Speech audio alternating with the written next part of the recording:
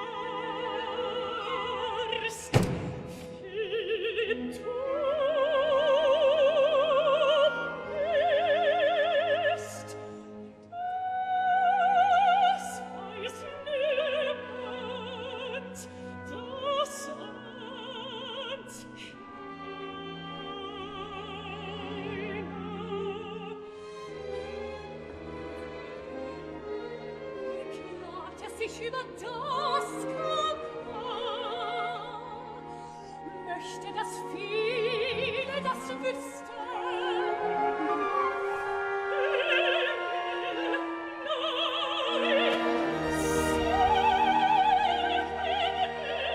Dass ich der Einzige bin. Was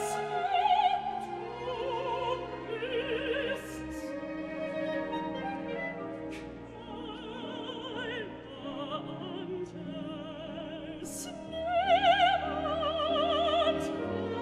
bist.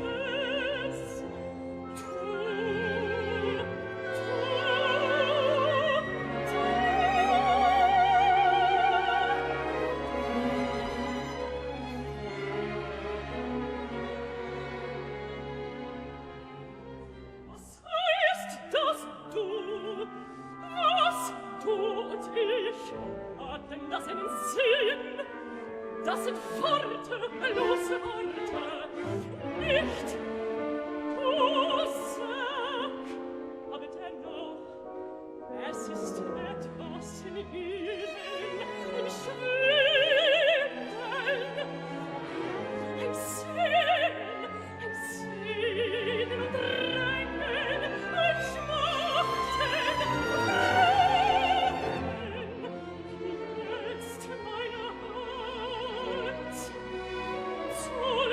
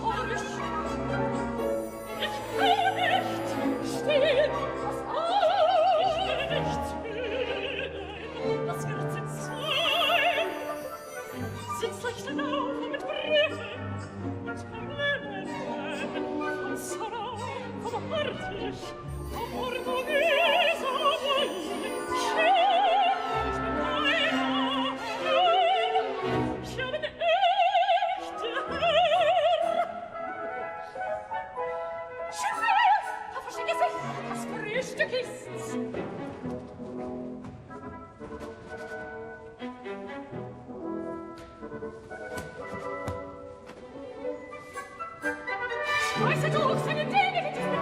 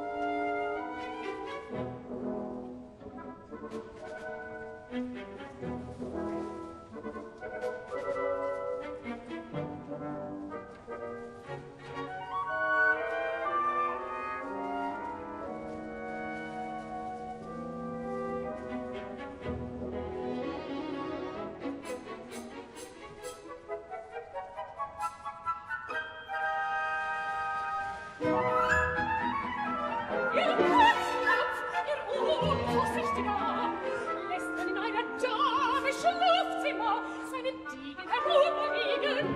Hat er keine besseren Gepflogenheiten?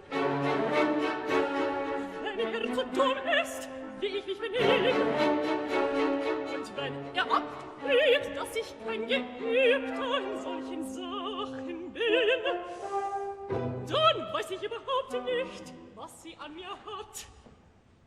Philosophie er nicht, er Schatz, und komm er will.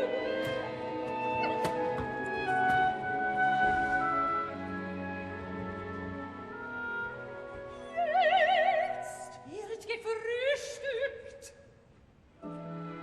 Jedes Ding hat seine Zeit.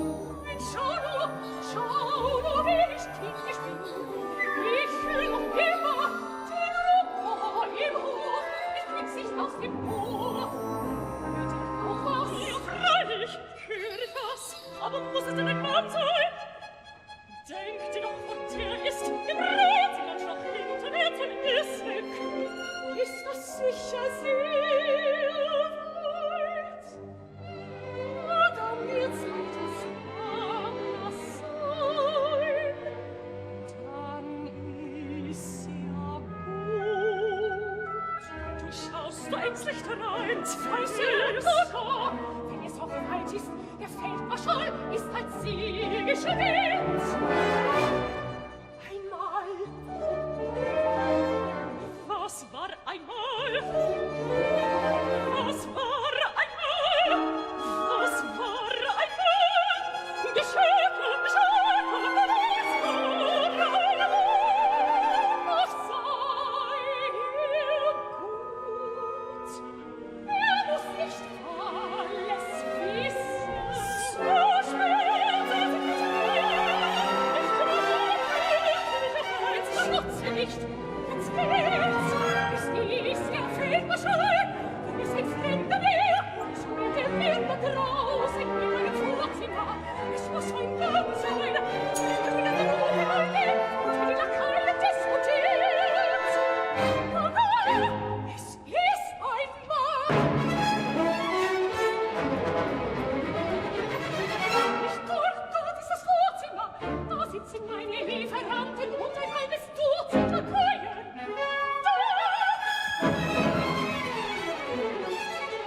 Zu spät, Sie sind schon in der Garderobe.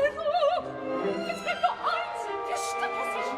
Durchziehen wir den Tag. Ich bleib bei dir. Und das Bett dort in die Ruhe. Trüb dich nicht, wenn mich dort erwischt. Was wird aus dir, Therese? Verstecke sich, mein Schatz. Ganz still. Was möchte ich sehen? Ob einer sich tot hinübertraut, wenn ich hier stehe. Ich bin kein napolitanischer General. Wo ich stehe, stehe ich. Sind brave Kerl, meine Lakaien, wollen die nicht hereinlassen. Sagen, dass ich schlaf. Sehr brave Kerl.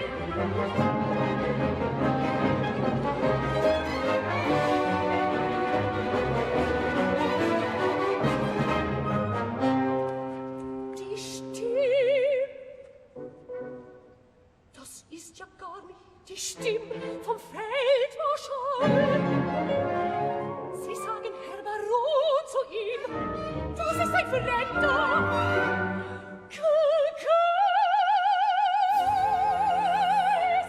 Es ist ein Besuch. Alle schenken seine Kleider, aber bleibe versteckt, dass der Lakaie ihn nicht sieht.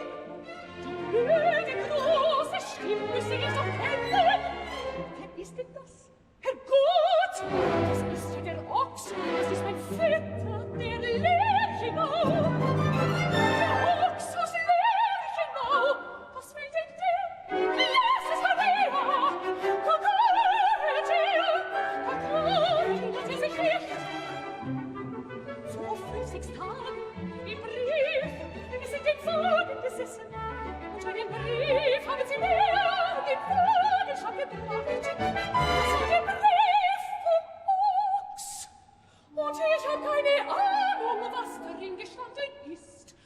Daran ist er allein schuldig.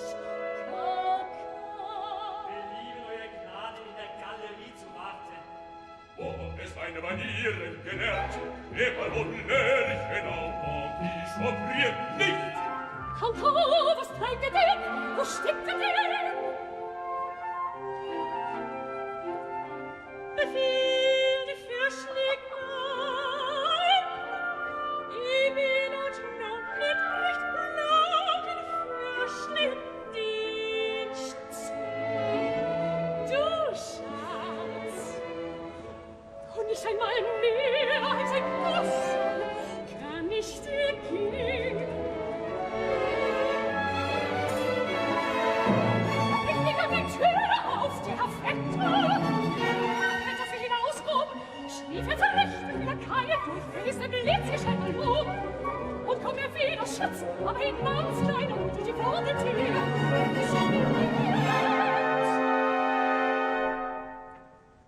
Selbstverständlich empfängt mich ihre Gnade.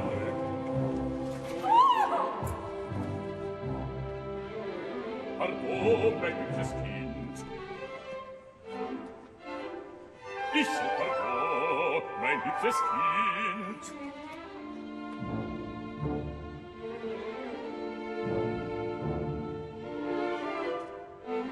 Ich hab dir doch nicht herzliche Weh getan. Mir ist flüssig getragen.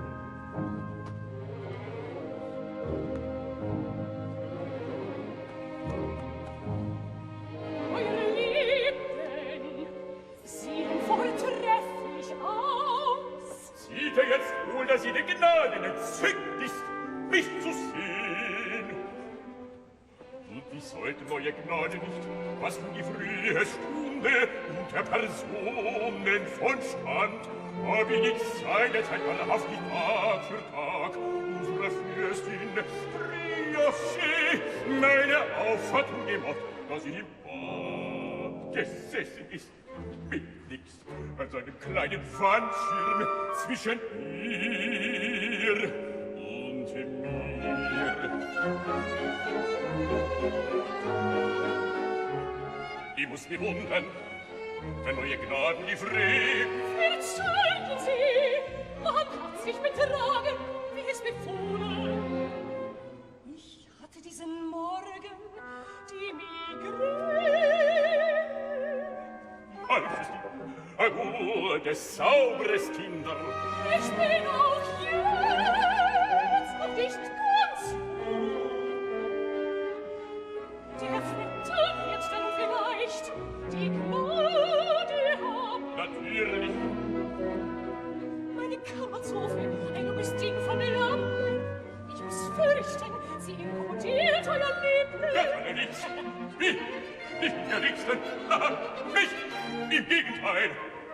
Euer Gnaden werden vielleicht verwundert sein, dass ich als Bräutigam Als Bräutigam? ja, wenn euer Gnaden denn doch aus meinem Brief genutzt. Der Brief, natürlich. Ein Gras, Oh, der Brief. aber nicht Er ist in eine die Glückliche. 15. Ich hab deinen Namen auf der Zunge. Wie? Hudejung, gesund, gewaschen, Er ist nur die Braut. das Fräulein Farinal. Aber eure Gnade den Namen nicht verheimlicht. Natürlich. Wo hab ich meinen Kopf? Bloß die Familie. Sind's keine hiesige? Jawohl, euer Gnaden, es sind diese. Einbüßig Gnade jeder Majestät geahnte. Er hat die Lieferung für die Armee, die in den Niederlanden steht. Sie, euer Gnaden, grüßen der noch schöne Stirn auf der Mesalliance. Allein, was ich es sage, das Mädel ist für einen Engel hübsch genug. Kommt frisch weg aus dem Kloster, ist das einzige Kind, dem Mann gehören 12 Häuser auf der Wieden. Nehmt sie Ballet am Hof und seine Gesundheit soll nicht die beste sein. Mein lieber Vetter, ich kann mir schon, wie viel's geschlagen hat. Und mit Verlaub für sie Gnaden, ich denke mir gut adeliges Blut genug im Leib zu haben. Für den zwei, man bleibt doch schließlich, was man ist. Corpo di Bacco! Den Vortritt, wo man hier gebührt wird, man der Frau Gemahlin noch zu verschaffen wissen und was die Kinder anlangt.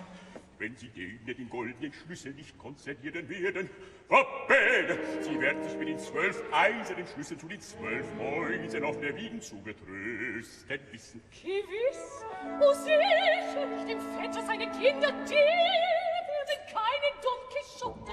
Wann tust du Schokolade? Geruhen nur doch.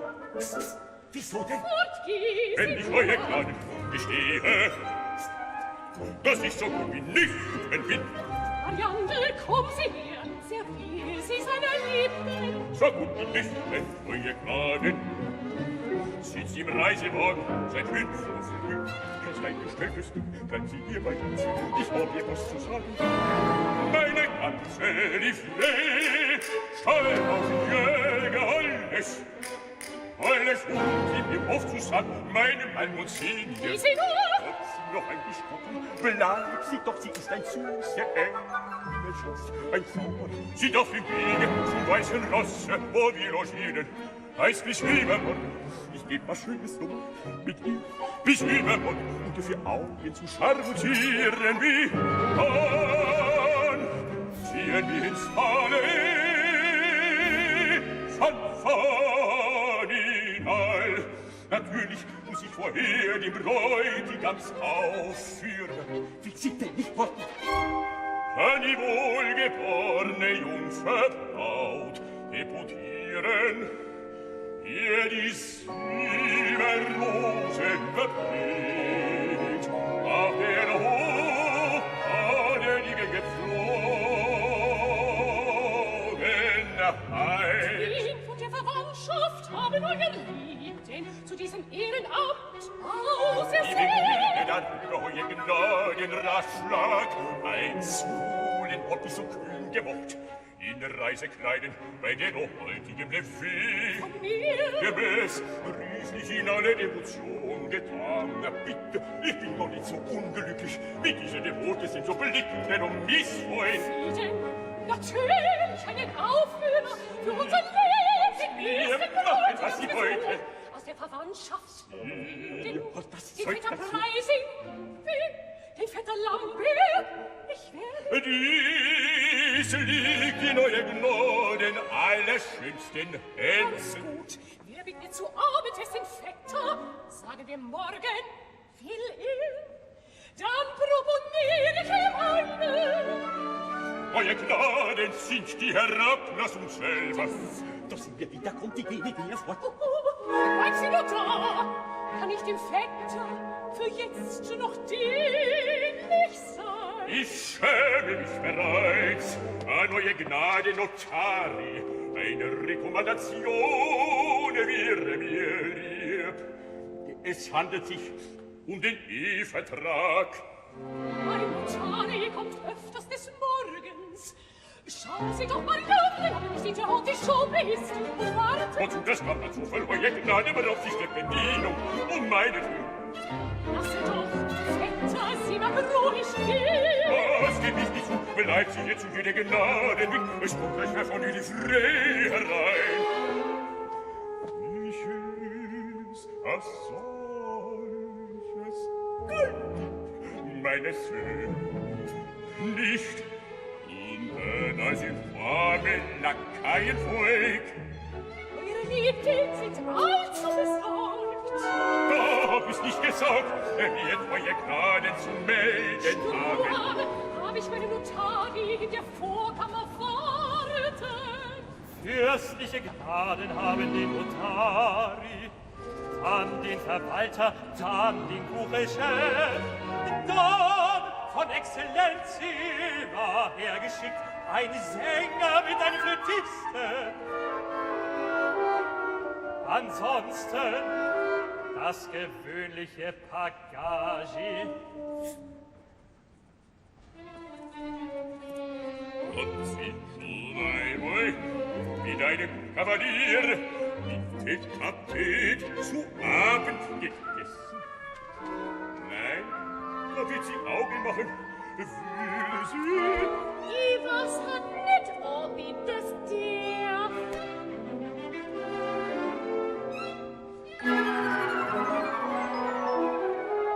Warten lassen. Der Vetter ist, ich seh es, kein Kostverächter. Mit euer Gnaden ist man Freude an. Da gibt's eine Flausen und eine Etikette und eine spanische Hoherei. Wo er doch ein Bräutigam ist. Was eine Dame ist, lass mir, bin ich doch nicht wie ein guter Hund auf einer guten Fährte und doppelscharf auf jedes Hüt. Noch links, noch rechts. Ich sehe, wo ihr lebt mit großer Profession. Das will ich meinen. Wisst ihr nicht, welche mir besser behagen könnte? Ich muss eure Gnade sehr bedauern, dass eure Gnade nun, wie drück ich mich aus, die verteidigenden Erfahrungen besitzen. Parole d'honneur, es geht nichts über mich von der anderen Seite. Ich glaube sie, dass diese wahrlich falsch sind. So viel Zeiten das Jahr, so viel Stunden, der Doktor muss keine. Keine, Wo nicht, wo nicht. und nicht im Namen Kopie. Ein Geschenk zu lesen wär.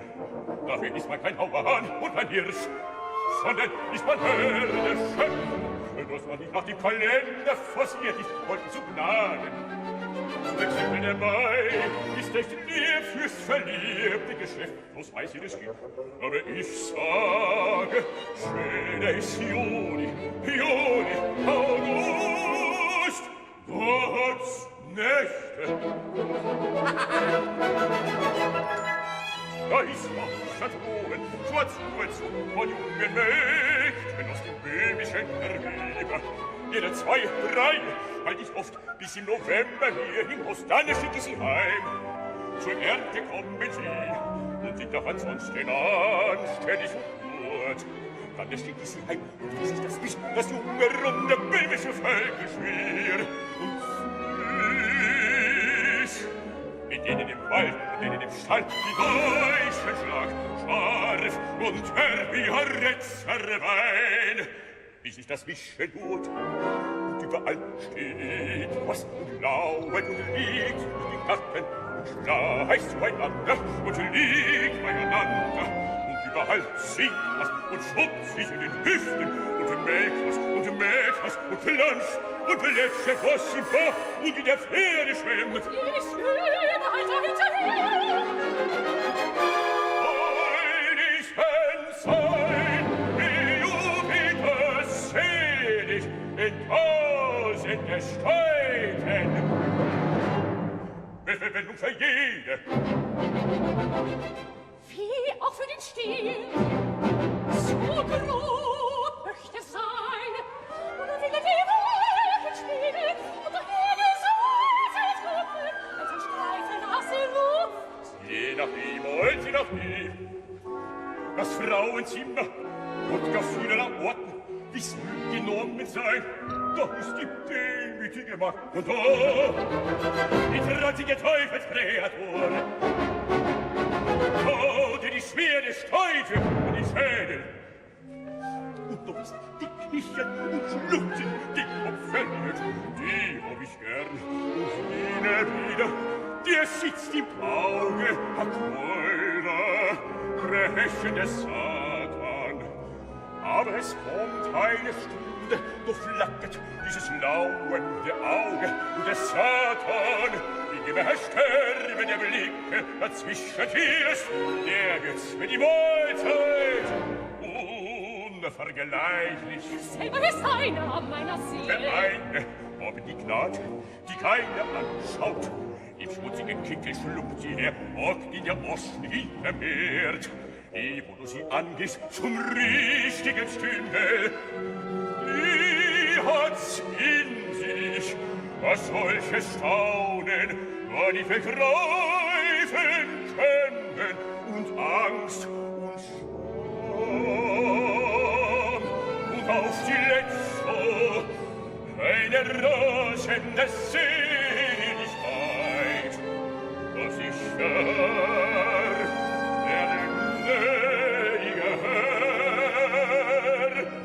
herabgelassen war zu ihrer Niedrigkeit. Und es wird das ABC. Und im beschlichten sein, sanft wie der Wind, das Lichtgebete heu beschleicht. Und welche hat nichts, der Lotz in dem Regner an und den Melkstuhl gepackt, dass die Tauben im Winkel wo's halt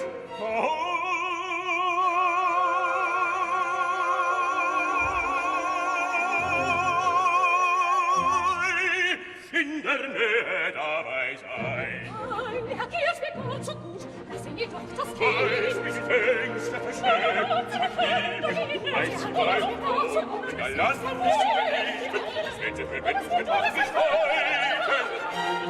Halt sich dunkel, fest zu holen, nicht klein, jetzt die Herde, eine zu niedrig, kleine Sterbe,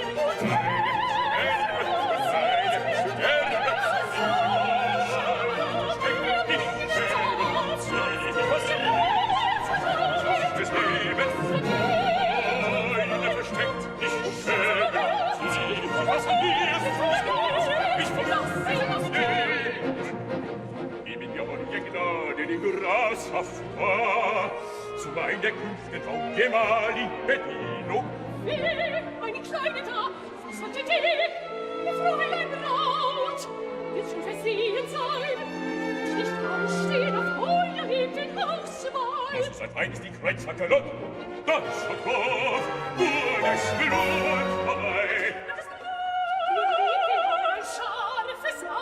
Bezieht sich in der Orden, dass Personen von Schatten in solcher Weise ohne die Geburt bedient werden, für selbst ein Kind meine Laune mitschirren.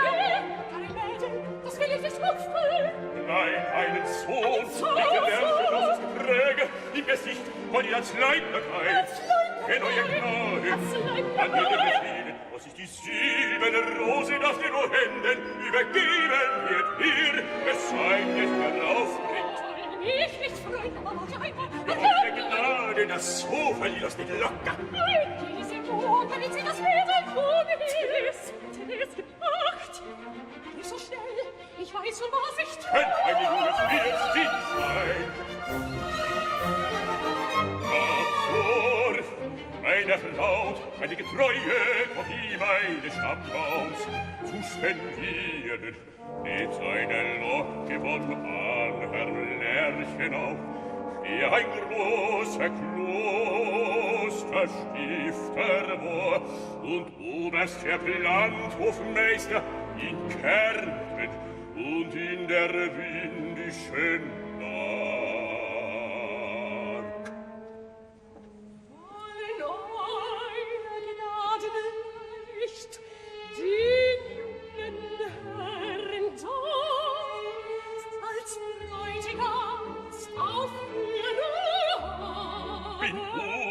Geschaute einverstanden.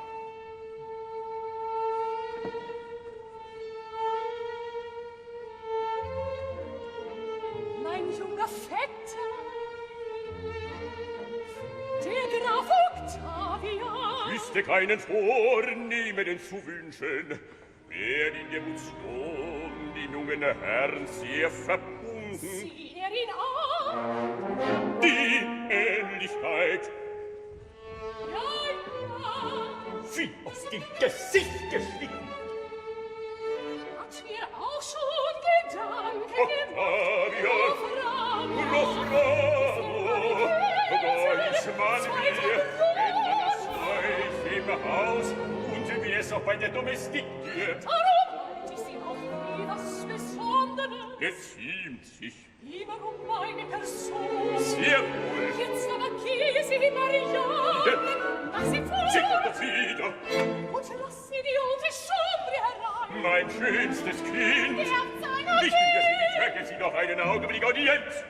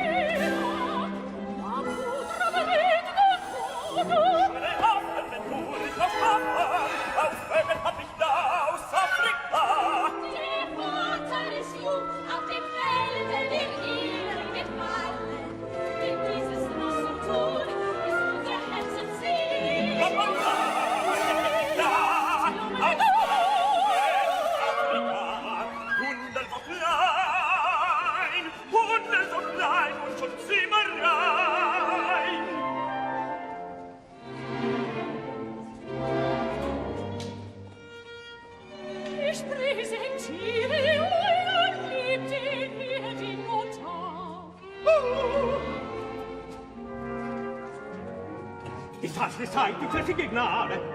Alles ihr eingetrieben, nur für Persönlichkeit, die falsche Zeitung, eine Leichnabe in der Kammer von einem gräflichen Manne, ein Bürgerstoff mit einer Matte vergessen und der Herr hat diese Nacht 3 Uhr. Lass mich mit dem Tratschen! Ich plane tut die quante Vertraulichkeit auf die große Welt. Ich will nichts wissen.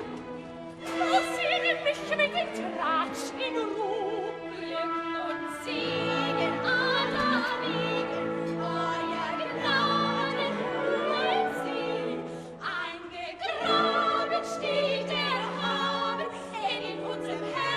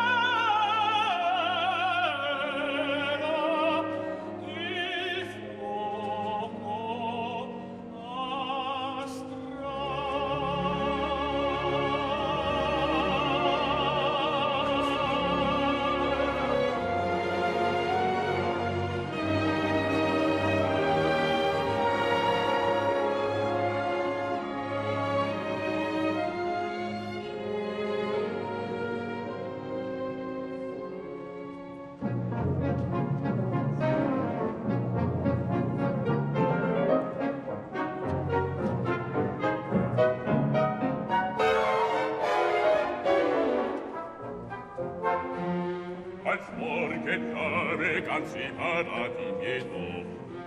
Und vor dem Mitgift bin ich verstanden, der Notar geschloss und Herrschaft Gaulersdorf an mich zurück, von Lasten frei und ungehindert an Privilegien, so wie mein Vater selig sie besessen hat.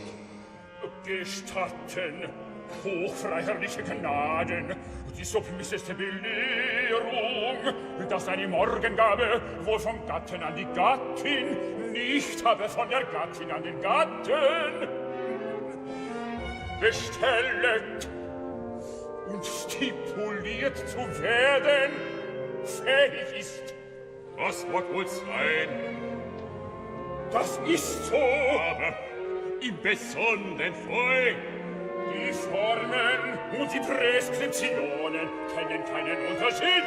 Haben ihn aber zu kennen, die Gnaden. Wenn eine so adeligen Blutes blühendes Wort sich herablässt, die Ehebette eines so gut als bürgerlichen Mamsell Fadinal, bin ich verstanden, Akte der Pressons, oberhalb vor Gott und der Welt, und sozusagen angesichts kaiserlicher Majestät, da wird Corpo di Bacco von Morgengabe als geziemendem Geschenk an eure Devotion für die Hingab so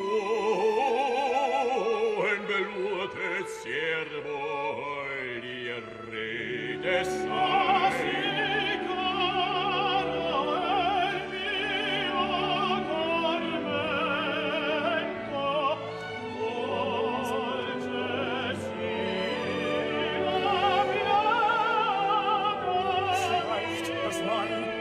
Separat. Wenn ich erbittert.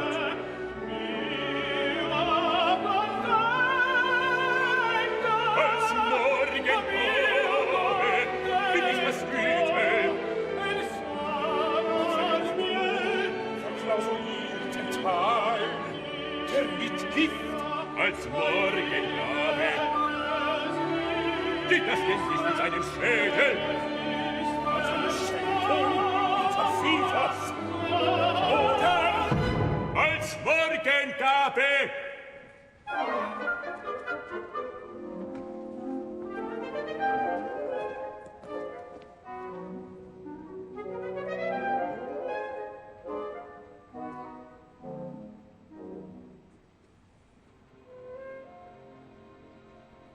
Mein lieber Hippolyt, haben Sie ein altes Weib aus mir gemacht.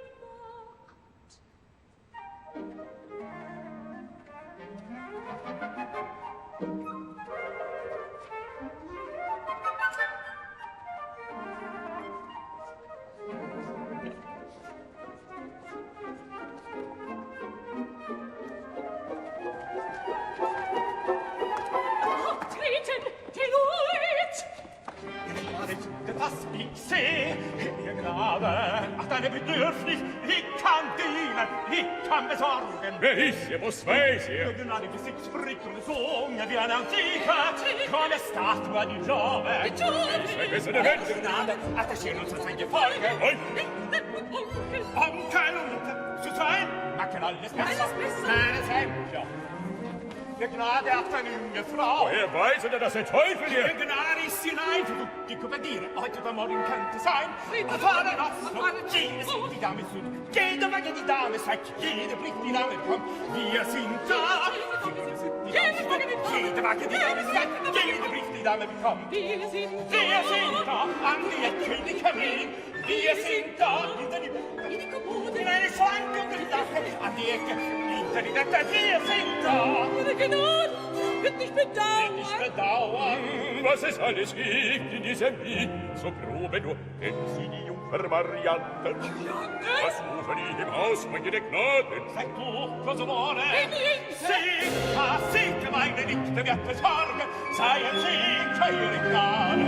Wir sind da. Darf ich das Gegenstück zu der noch sauberen Kammerzofe präsentieren? Die Ähnlichkeit soll ich unverkennbar sein. Ihr Freund, das Futterei. Euer Lieblingssinn. Da ist nun die silberne Rose. Lass sie nur drin. Haben die Gnade und stellen's dorthin. Wie das Opfer soll sie benehmen, ruft man ihr. Nein, lasse nur. Die hat jetzt keine Zeit. Doch sei er sicher, die Grafin Octavia mit sich ihm auf. Wird's mehr zu tun. Und als euer liebten Kavalier vorfahren, mit der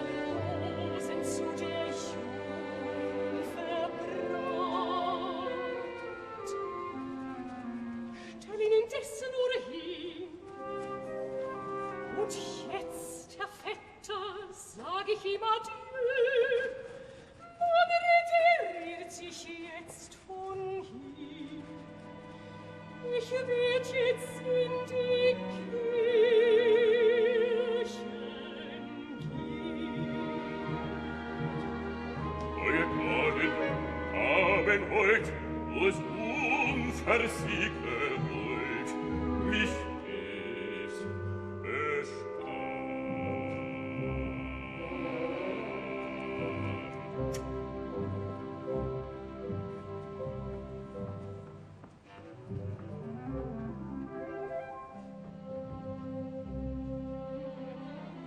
Da geht er hin, der aufgeblasene, schlechte Kerl.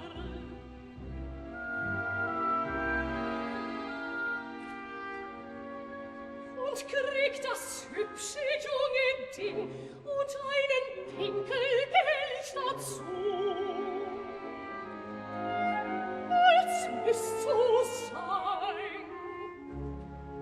Und bildet sich noch ein, dass es ist, der sich was vergibt.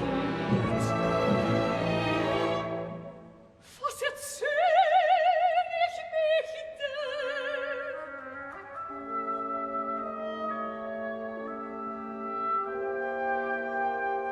Es ist doch der Lauf der Welt.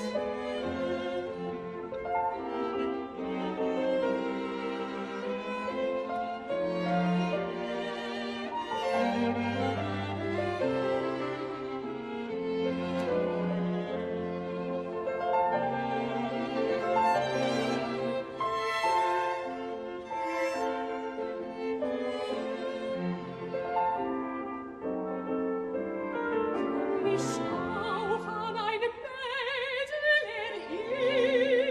erinnern, die frisch aus dem Kloster ist in den heiligen Hillstand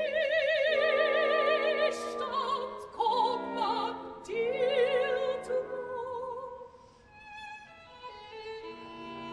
Wo ist die jetzt? Sucht ihr den Schlief vom vergangenen Jahr? Das sag ich so. Aber wie kann das wirklich sein, dass ich die kleine Lise war und dass ich auch einmal die alte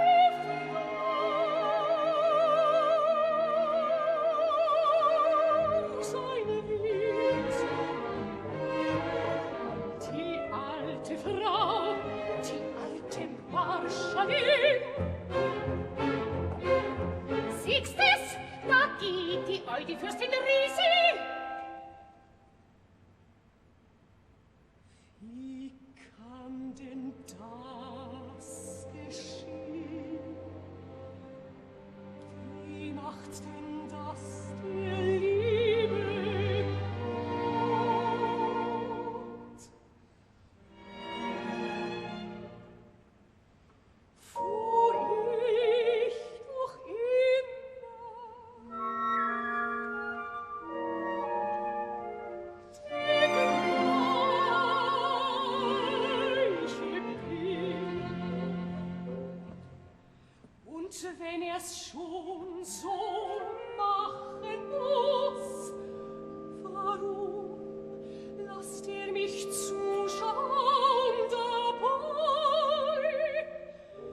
Mit gar so klarem Sinn. Warum versteckt ihr's nicht vor mir? Das alles ist geheim. So viel geheim. Und man ist dazu da, dass man zertragt.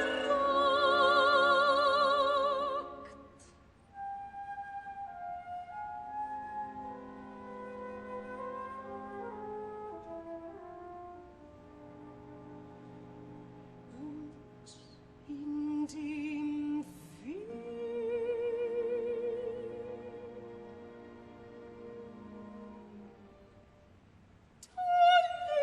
der ganze Unterschied.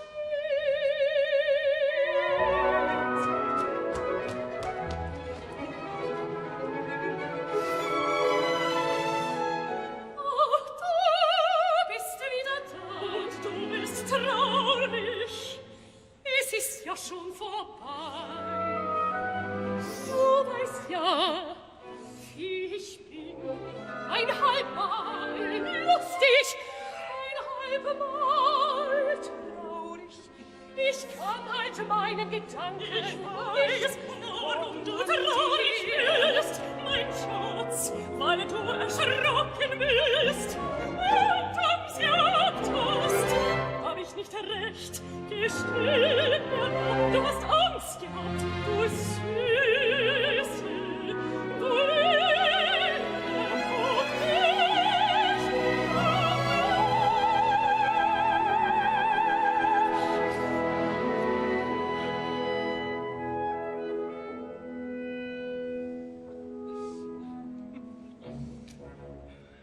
bisschen vielleicht, aber ich hab mich erfangen und hab mir vorgesagt, es wird schon nichts dafür stehen. Und wär's dafür gestanden, das war keine Wörterschall, nur ein spaßiger Verführer, und du gehörst mir, umarme nicht zu viel, wer allzu viel umarmt, der hält nichts fest. Sag, was du mir gehältst, sei er gescheit und sanft und gut, nein, bittschön, sei er nur nicht, wie alle Männer sind. Alle Männer, wie der Feldmarschall und der Vetter Ochs. Sei er nur nicht, wie alle Männer sind, nicht wie alle Männer sind. Weiß nur, dass ich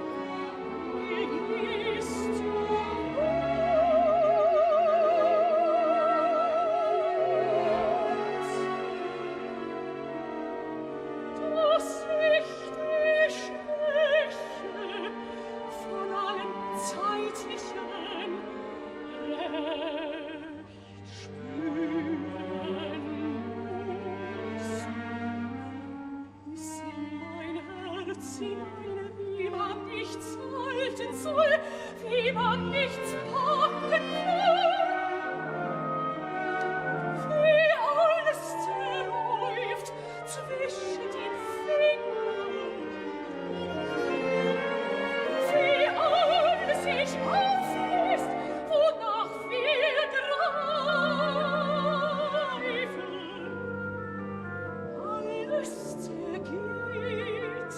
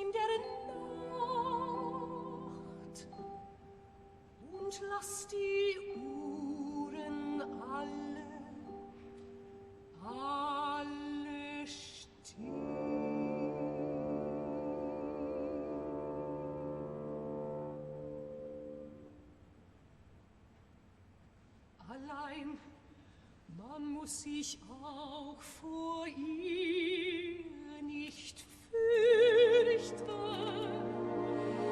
Auch sie ist ein Geschöpf des Vaters, der uns alle erschaffen hat.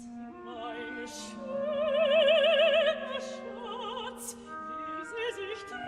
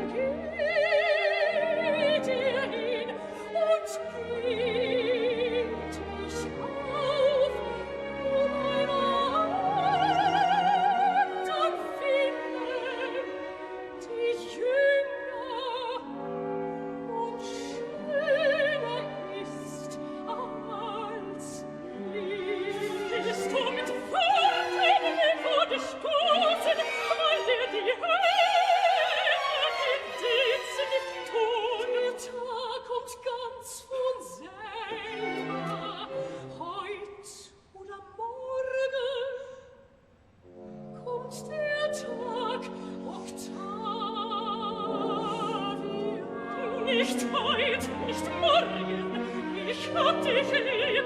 Nicht heut, nicht morgen, wenn so ein Tag käme muss.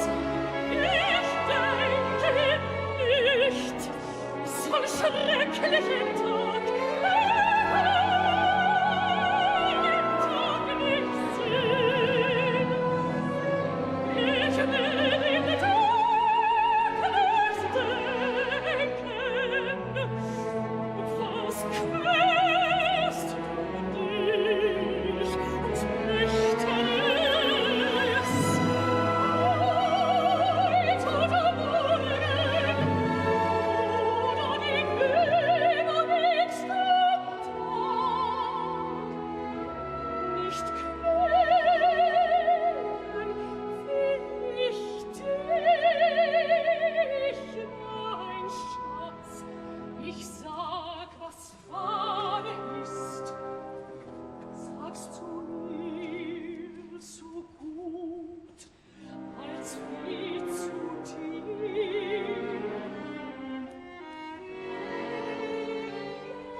Leicht will ich's machen, dir und mir. Leicht muss man sein mit leichtem Herz und leichten Händen halten und nehmen, halten und lassen. Die nicht so sind, die straft das Leben. Und Gott erbarmt sich ihrer nicht. Gott so was ich so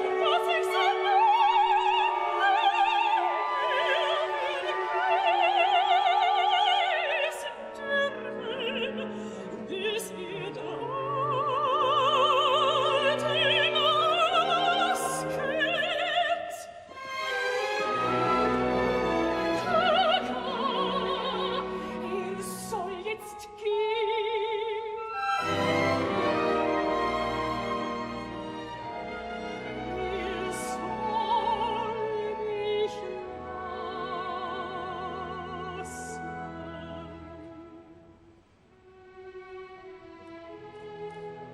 Ich werd jetzt in die Kirchen gehen und später fahr ich zum Onkel Greifenklau, der alt und gelähmt ist, und es mit ihm. Das freut den alten Mann.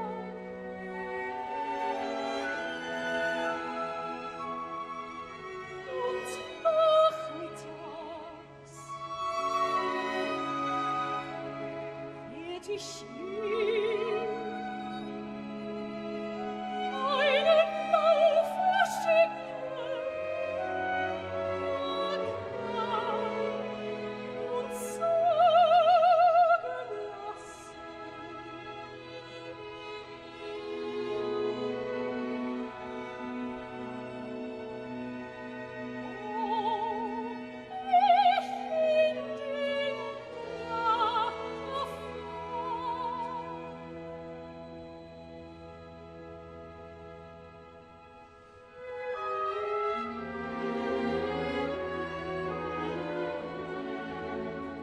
Und wenn ich fahr und hat Lust, so wird auch in den Prater kommen und neben meinem Wagen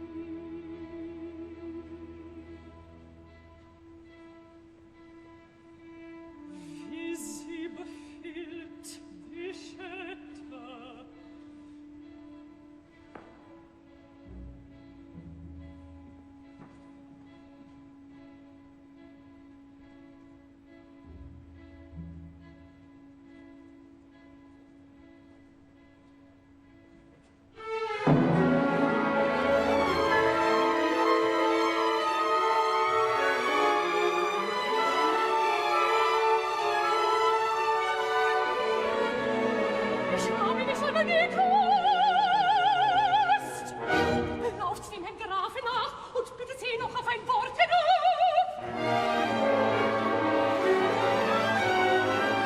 Ich hab es tot gelassen und nicht einmal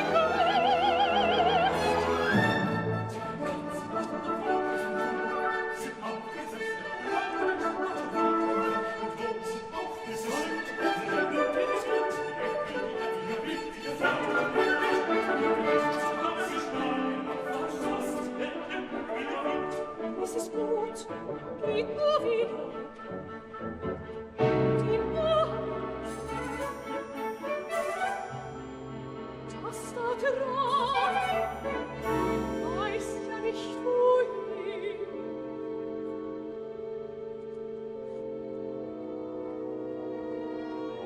Zum Grafen Octavia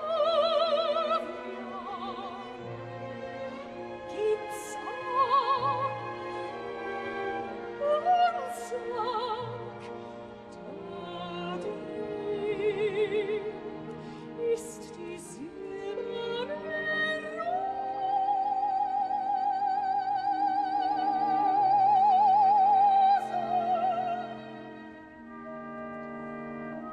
Der Graf weiß ohnehin,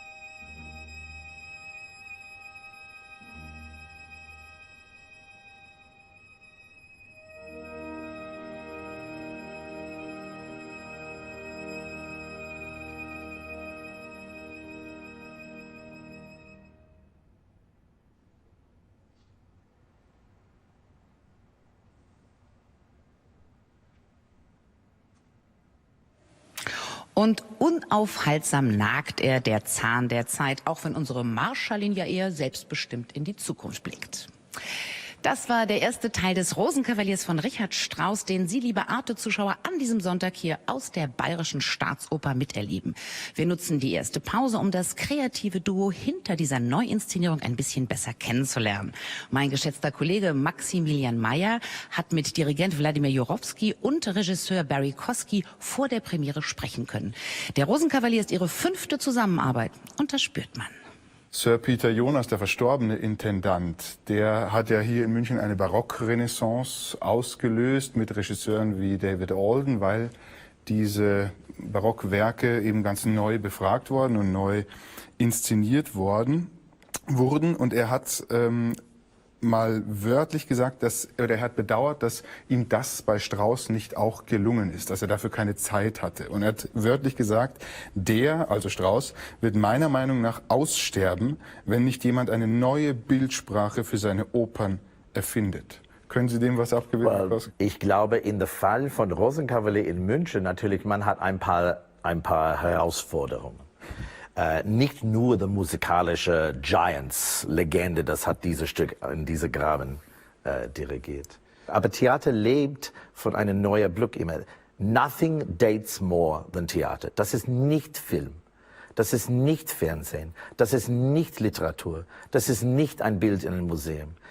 Es lebt von Interpretation. Nicht nur musikalisch, aber auch szenisch. Was ist, ich hoffe, ist nicht zu sagen, wie alle Theaterstücke, das ist nicht besser oder schlechter.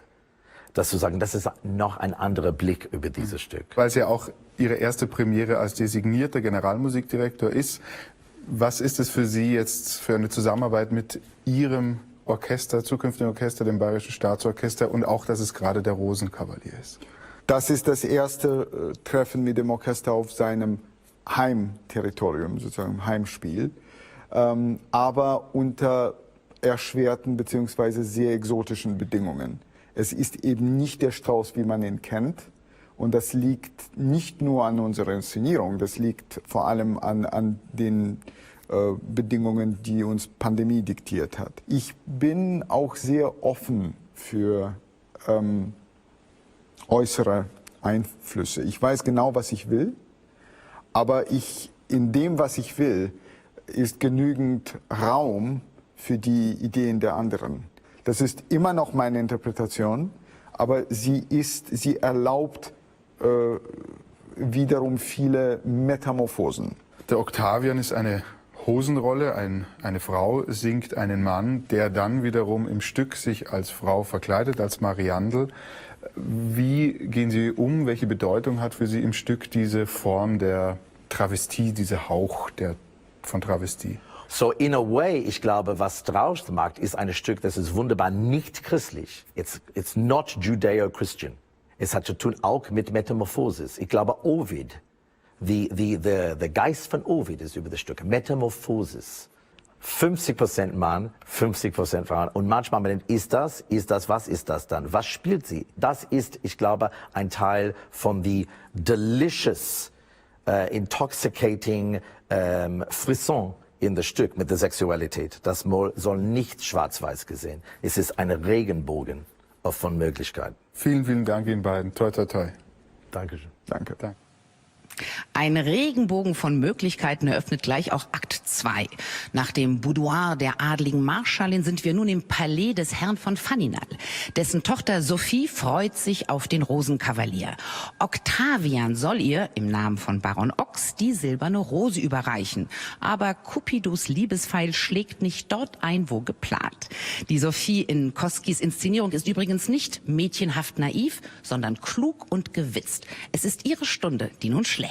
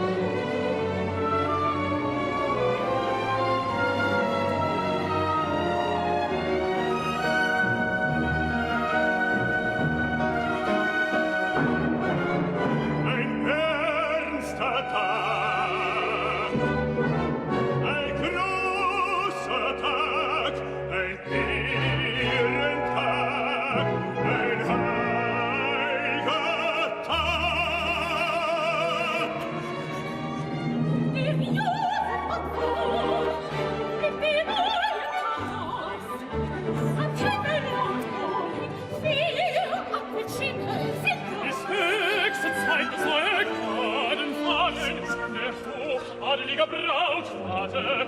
Sag, die Schicklichkeit muss ausgefallen sein, bevor der silberne Rosenkavalier fortfahrt.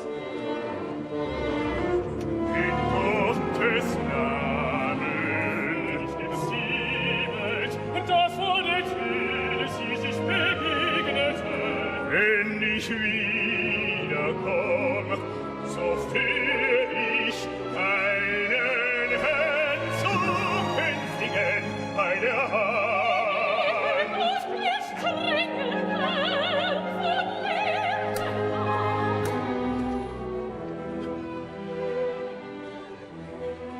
In dieser feierlichen Stunde der Prüfung, da du mich, mein Schöpfer, über mein Verdienst erhöhen und in den heiligen Ehestand führen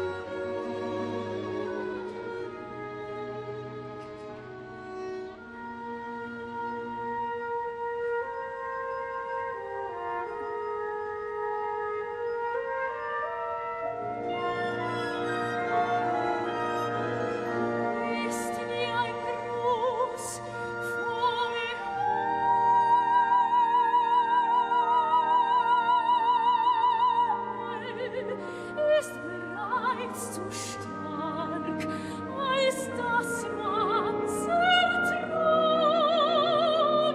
kann. Zieht einen nach, als lägen Stricke um das Herz.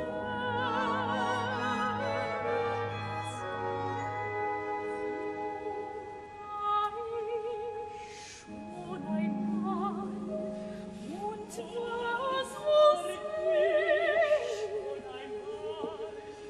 und war so süß.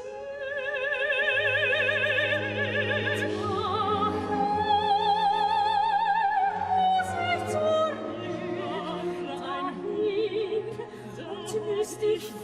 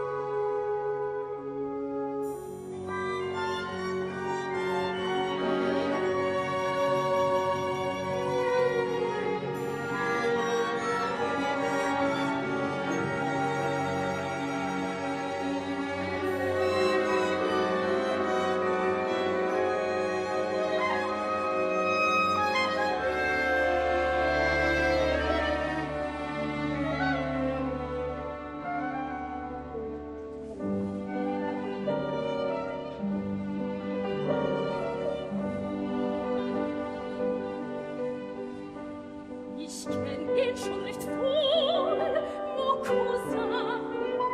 Sie kennt mich, ma cousine, ja, aus dem Buch, wo die Stammbäume drin sind, die Spiegel Österreichs. Das nehm ich immer abends mit ins Bett und such mir meine zukünftigen gräflich und fürstlich Verwandtschaften zusammen. Tut sie das, mon Cousine? Ich weiß, wie alt euer Liebten sind, 17 Jahre und 2 Monate. Ich weiß alle Taufnamen. Octavia, Maria Ehrenreich, Bonaventura, Ferdinand, Hyacinth. So gut weiß ich sie selber nicht einmal. Ich weiß noch was. Was weiß sie noch? Sagt sie mir's, ma Cousine.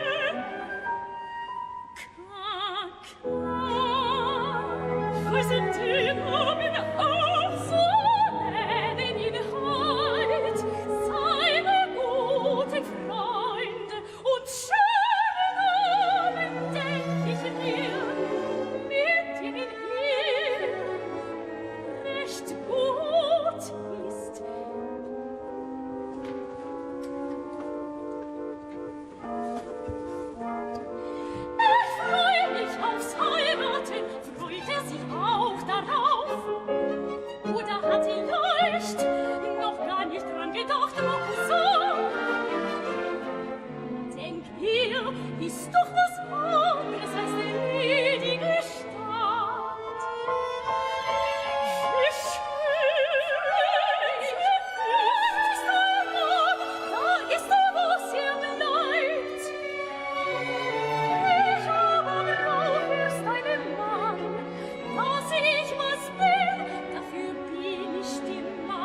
ja noch gar sehr verschuld.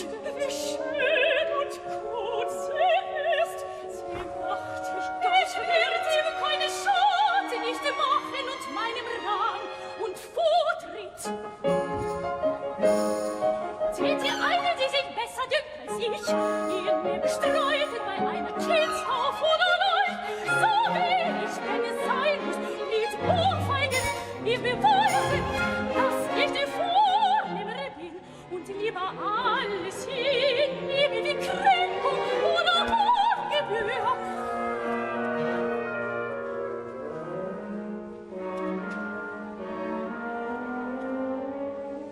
Wie kann sagen und denken, dass man ihn mit Hochgebühr bekennen wird, dass sie doch immer die Schönste, die Unschönste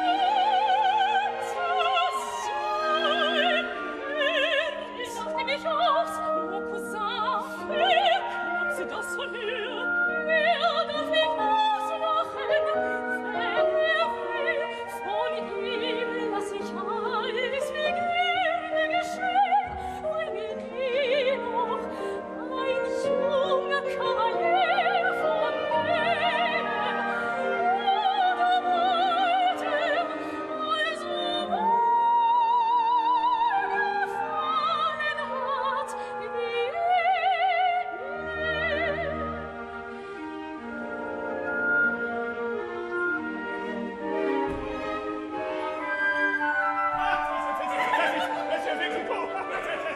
jetzt aber kommt ein Herzog tüchtiger.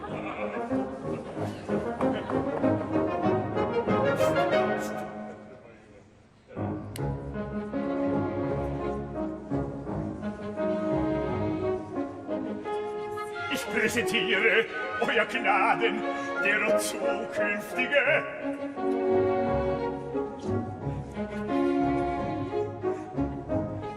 Deliziös, doch ihm mein Kompliment. Ein feines Handgelenk, darauf wollt ich Gefühl. Ist unter Bürgerlichen eine seltene Distinktion. Es sind beheust und kalt. Gestatten, dass ich die getreue Jungfer Marianne leite Metzerin. Los jetzt weg. Begrüße jetzt mit mir meinen Herrn Was sie das Rosenkavalier. Manieren, ist er leicht ein Lusttausch und kommt ihm vor, hat mich eingetauscht. Der Kavalier hat halt ein ungezwungenes, leutseliges Betragen. Sagt dir vor, wer er ist und zu was er dich macht, so werden wir die Foxen gleich Siehst vor zum Schauen, wie der junge Herr jemand Gewissem ähnlich sieht. Und einmal Stadel, recht ein sauberes zur Schwester, ist kein Geheimnis unter Personen von Stand, was aus der Fürstin eigene Mund und weil der Ferdinand sozusagen jetzt so zu der Verwandtschaft gehört, braucht ihr keine wiederum noch Frano, dass ein Fort ein Streich mache wo, befindet sich dabei nur der Kompanie. Der Sieger, Herr Marquise, ich selber explodier bene. steht grobe Ding und das ist mein zukünftiger und blatterstücklich ist der Hauch. Oh mein Gott! Die Lippen, Und wenn ihr dir von vorlicher Oh mein Fälle, Gott, den langen an. so schau in die verdrückten Den blonden, da wirst was den sehen, Gott. was dir schon gefallen ich wird. will nicht mit Fingern weisen, Seht ihr, aber es sticht vor den Ohren, durch eine heilige Kontenance. Ich aber, mein ganz Besonderer, sag nicht, wann ihr kommt, und so was gibt hinter den Ohren. Lieben jetzt vielleicht ist ein alter Tokaja. Prof. Ferdinand, er weiß, was sich gehört. serviert einen heutigen Pokal zu einem jungen Mann.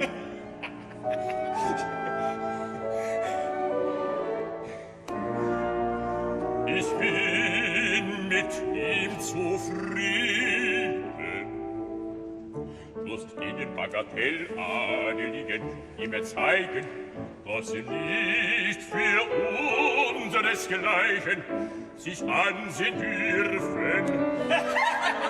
Was immer was von Herablassung dabei sei. Ich muss deine Lebten sehr bewundern, was du überhaupt große Welt an ihren Künsten in Ambassadeur vorstellen, heute oder morgen. Ich hol mir jetzt das Mädel her, soll uns jetzt Konversation vormachen, damit ich sehe, wie sie beschlagen ist. Ja, nun belaune sie uns eins, ihr und dem Fett der Tafel, sag sie heraus, worauf sie sich heut in der Ehe am meisten freut. Wo denkt er hin? Da, wo ich ihn denk, kommt sie da ganz nah zu mir, dann will ich ihr erzählen, wo ich hindenk.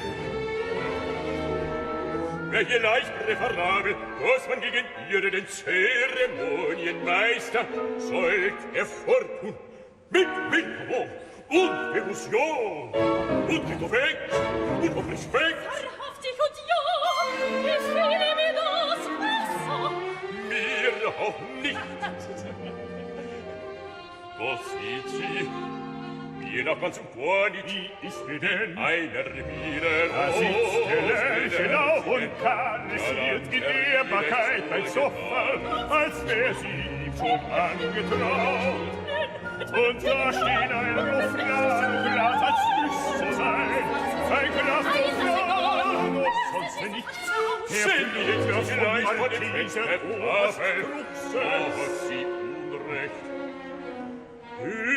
Sind Paris, wo doch die hohe Schule ist für Manieren.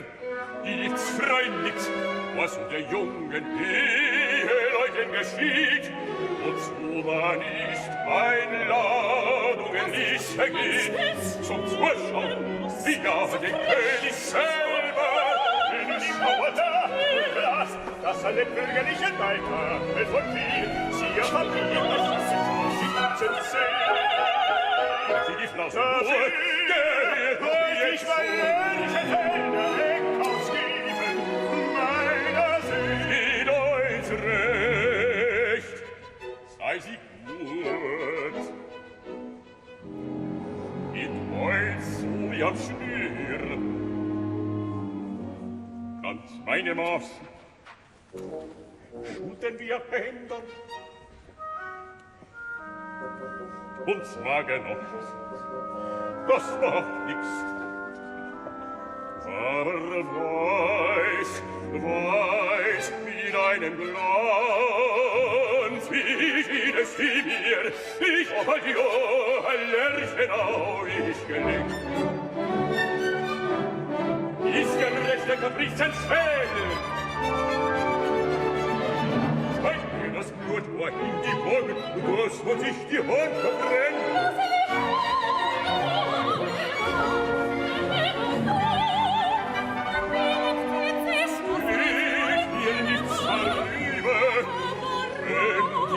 Schlotterei und Zärtlichkeit nicht halb so glücklich mochten, meine Seele. Dass ich glücklich war. Mir ist wohl, ob sie daran wird denken, oder nicht. Sonst wäre die Mauer da, das alle bürgerlichen Weiter.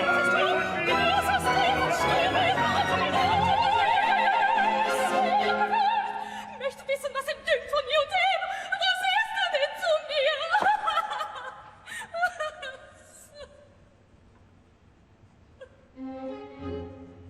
Wird kommen über Nacht, dass sie ganz sanft wird wissen, wo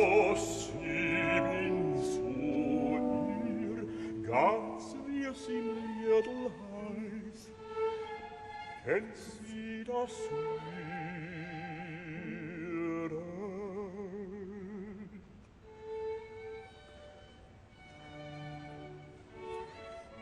La, la, la,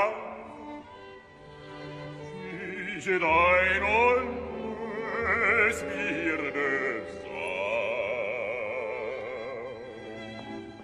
Mit mir, keine Kummer dir zugleich.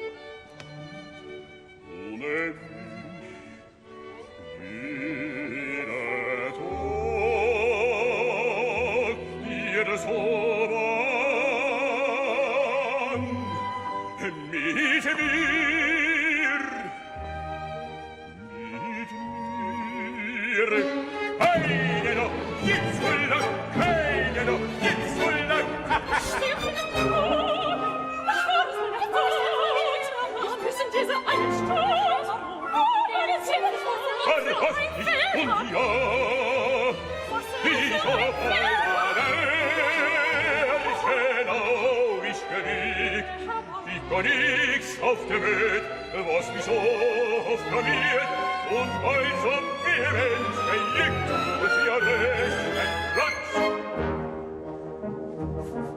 Doch gibt's Geschäfte jetzt, du musst mich nicht pensieren, wie Gott von Wichtigkeit.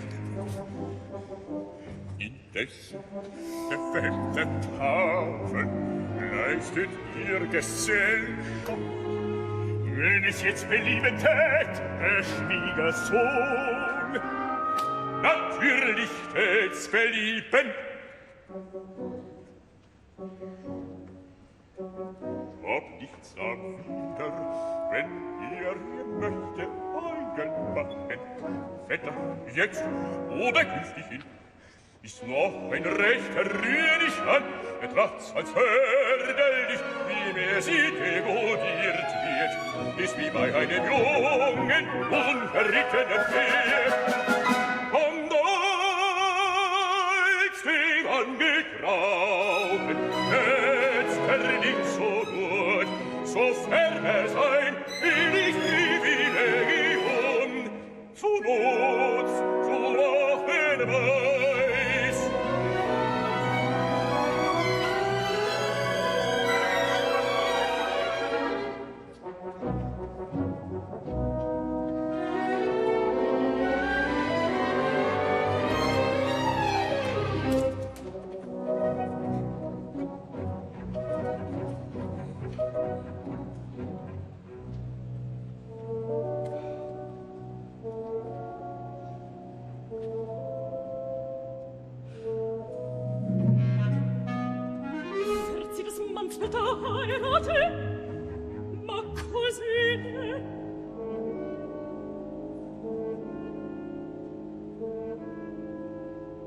Nicht um die Welt.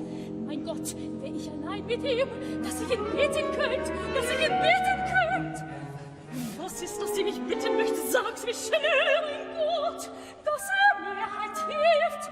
Und wird mir nicht helfen wollen, weil es halt sein Vetter ist. Nenn ihn Vetter aus Höflichkeit.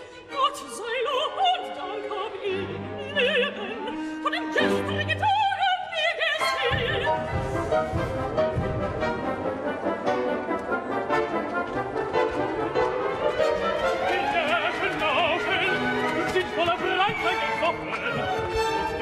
Sinderlos, als ich von Ärger hast Hüten geraten. Ohne von unseren Leuten, wo sind sie denn?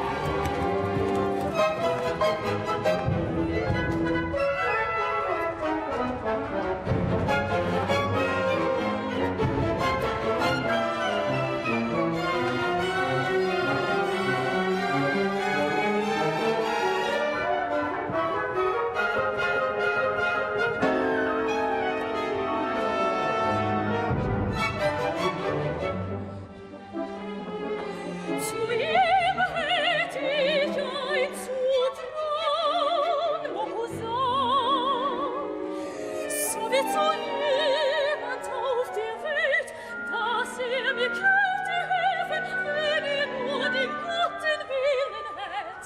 Erst muss ich sich selber helfen, dann hilf ich ja auch. Tun Sie das erst für sich, dann tun ich was für Sie. Was ist denn das, was ich zuerst muss tun? Das wird sie wohl wissen. Was ist das, was ihr für mich will tun? Und sagen es. Nun muss sie ganz allein für uns zwei einstehen. Für uns zwei, so es noch einmal uns zwei. Schon im Leben so was Schönes nicht gehört. Für sich und mich muss sie sich freuen und bleiben.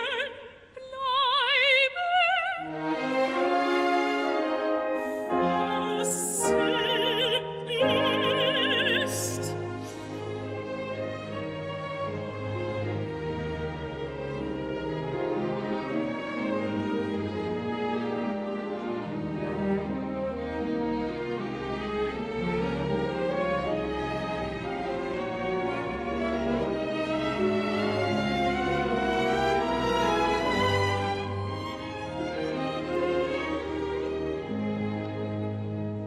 Mit ihren Augen voll Tränen kommt sie zu mir.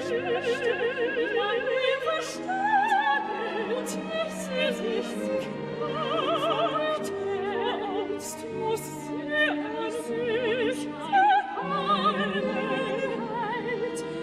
Kann ich euch nicht sagt, da bleibt mir nicht zeigen und was auch gestehen. Ich soll nicht stehen und dass ich dich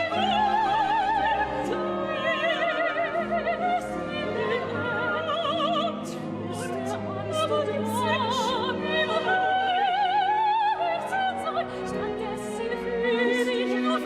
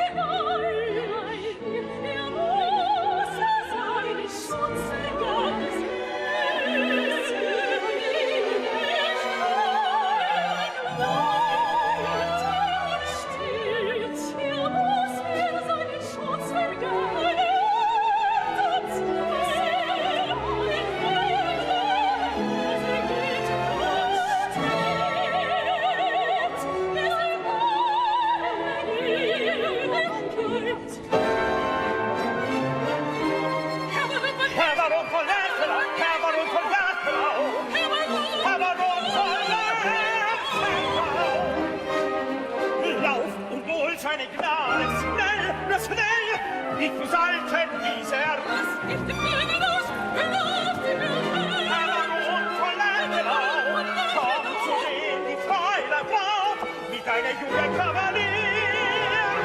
Kommen eilig, kommen her, kommen eilig, kommen her. Ecco!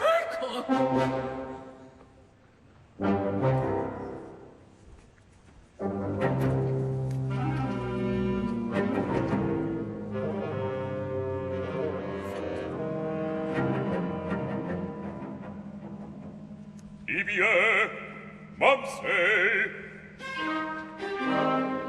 was hat sie mir zu sagen?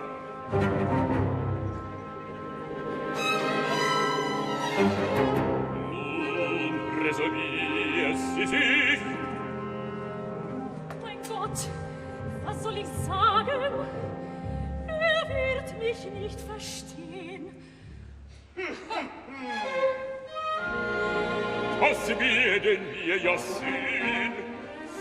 Mein Geliebten muss sich halt vermelden, dass sich in seiner Angelegenheit was Wichtiges verändert hat. Verändert?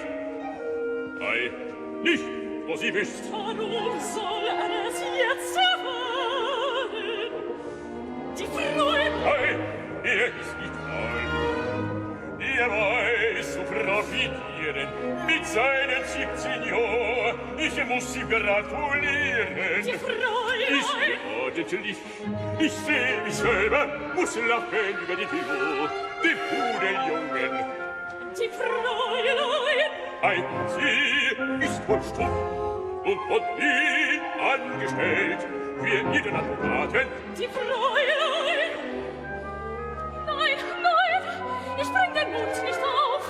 Sprich mir für mich, die Fräulein. Die Fräulein, die Fräulein, die Fräulein, die Fräulein ist eine treue Familie, wahrhaftig. Jetzt hat er sich, was reißt ihr die Geduld? Die Fräulein! Kurz und gut! Die Fräulein! Mag ihn nicht! Sei er dort außer Sorg, wird schon lernen mich mögen. Kommen Sie da jetzt hinein, wird gleich an ihres sein, die Unterschrift zu geben. Da steht mit hohem Schild das Fräulein hat sich reisen im Kümmel, ihr Heirat lassen in Zeit. Dunkel Weg ist nicht der Haut und nicht des Knochen. Erlaubt sie jetzt. Wenn du so viel gefliehen ist von einem Kavalier, so wird ihm wohl ihr mögen, was ihr könnt und verliert. Gratuliere dich nur, was ich ein Ochs und Blick daran erkennen, was ein Kavalier ist. Wird wohl ein Mittel geben, seinesgleichen zu beraten. Ein schwerlich wüssten nicht. Ich achte ihn mitnichten für einen Kavalier. Wahrhaftig wüsste nicht, dass ihr mich respektiert. Und wenn ich verwandt, es wär mir jetzt so schwer, dass ich mit ihm nicht übereinander käm. Haben Sie, nicht Vater, dort die Liebe, ich bereit seine Weg. Ich hoff, er kommt will mir jetzt mit mir in das Haus. Ist dort ein respektierter Tipp. Wär mir jetzt so nicht genehm. Lass so mal den Notar in den Tor. Wäre einer Frau für die Jungfer Braut. Ein Satan, er hat eine dicke Haut. Auf Gott und Tür sind wir nicht. Ich schmeiße jetzt in sein Gesicht. Ich auch lieber einen Filon, einen Mitgabjäger, einen betrüberen einen spitzigen Mann, einen Kerl ohne Anstand und Ehr. Und wenn es sein muss, nicht er auf dem Fleck. Was soll die Wien mit 17 Jahren, dass wir 100 Pfund wegfahren? Doch Gott sei Lob, man kennt den hiesiger Staat ihn an, der vor ihm steht. Und bis ihn auch zu kaiserlicher Majestät. Wo ist heut, was wohl nicht, braucht nicht zu beweisen, dass er sich es soll, und gib mir den Weg noch frei. Wär mir wahrhaftig leid, wenn meine Leid dahin. Oh, die Spur, ich soll mir den hinein zugeschickt in unseren Streit. Jetzt ziehe er ohne Gnaden Gott. Was wird denn jetzt geschehen? Seine Dame, hui, so sei er doch gescheit.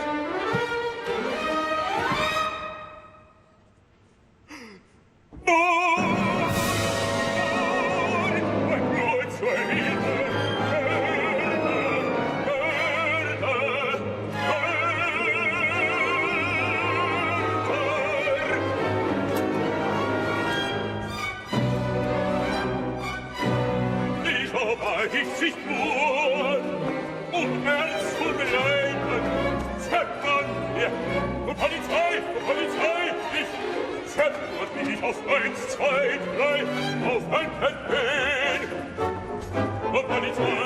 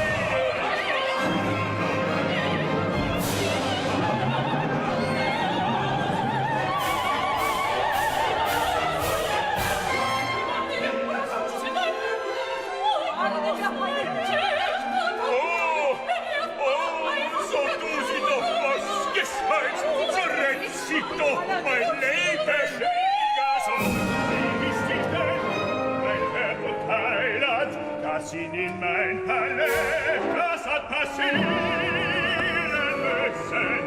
Gelaufen ob den Medikus, geflogen, meine 10 Eulen Pferd zu Tod gehetzt. Wir hatten niemand von meiner Livree dazwischen fahren mögen.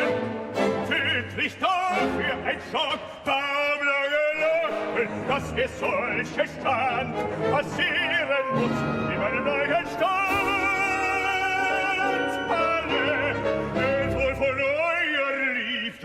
Eines andern Anstands mich versehen. Oh, das schöne, freiherrliche Blut, was auf den Boden riecht. Ui, so eine ordinäre Metzgerei. So jung und hitzig Blut ist nicht zu stillen. Wie von einer liebsten, hochhöflichen Gegenwart hier, wahrhaftig einer andern Freud gewärtig. Muss mich pardonieren, muss ein Außen sehr betrübt über den Vorfall, bin aber außer Schuld zu einer mir gelegenen Zeit auf wahren euren Lebten wohl den Hergang aus ihren Möcht ich recht sehr bitten, wie sie befehlen, Vater, wird ihnen alles sagen. Der Herr dort hat sich nicht so, wie er sollt, betrogen. Von wem redet sie da? Von ihrem Herrn zukünftig? Ich will nicht hoffen, der keiner Mann ist.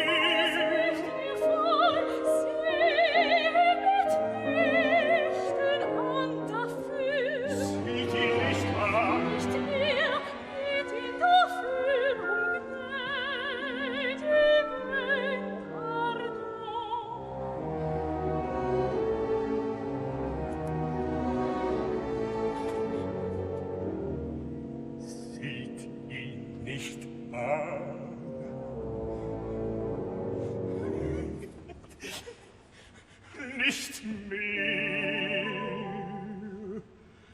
Mich Pardon liegt dort gestochen.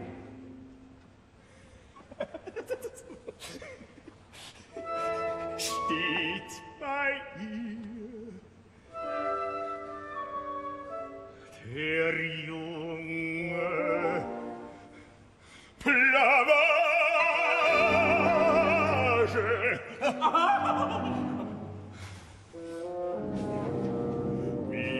auseinander, meine I.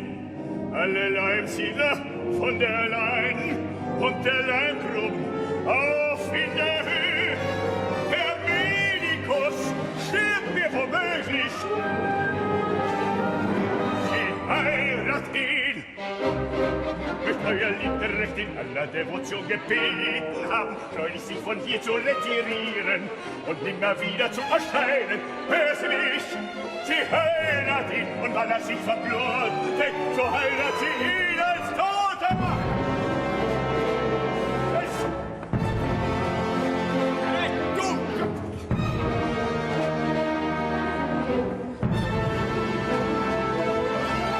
Den Herrn doch nicht lebendig und nicht tot. Sperrt zuvor in meinen Kammer nicht ein. Sperr dich ein, sind Leute genug im Haus, die dich im Wagen tragen werden.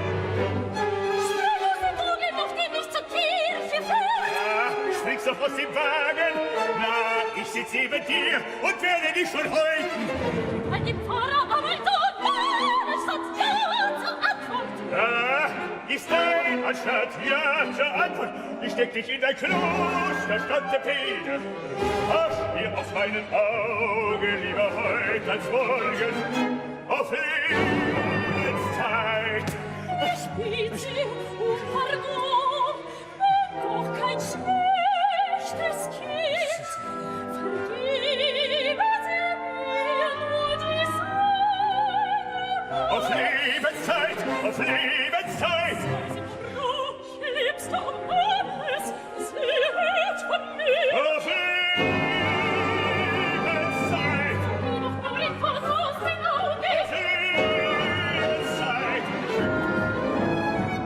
Hinüberglücklich muss euer Liebten abrasieren. Oh, oh, Jesus Maria! Luderei! Ins Kloster! Ein Gefängnis! Auf Lebenszeit! Auf Lebenszeit! Ist gut! Ist gut! Ein Schluck von was zu trinken, ein Wein, ein Bier, ein Hypogras mit Ingwer.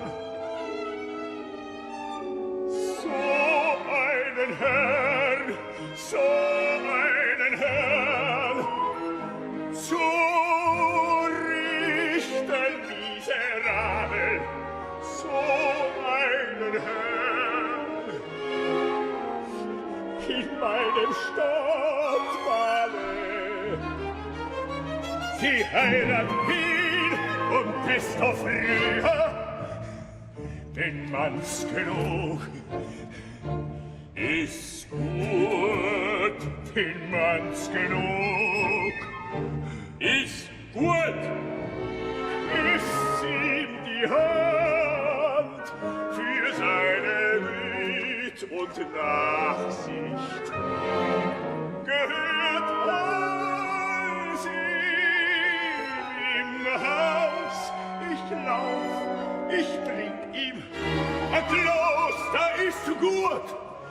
Sein außer Sorg weiß, was ich Satisfaktion ihm schuldig bin.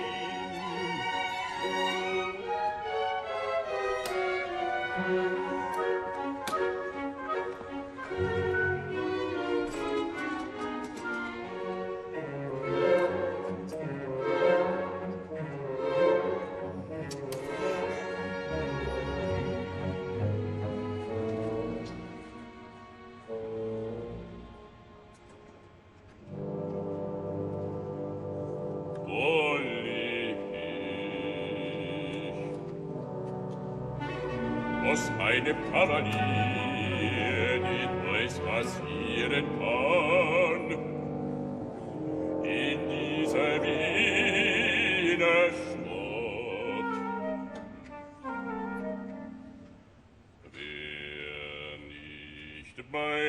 justo hier. Da ist eins Wort zu sehr in Gottes Hand. Wir liebe daheim.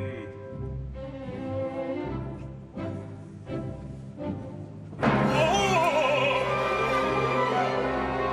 Der Satan! Oh!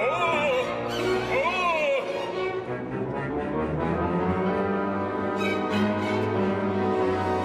Zum Entfalten auf der Burg, nicht trocken in der Ohr und fuchtelt mit dem Spadi.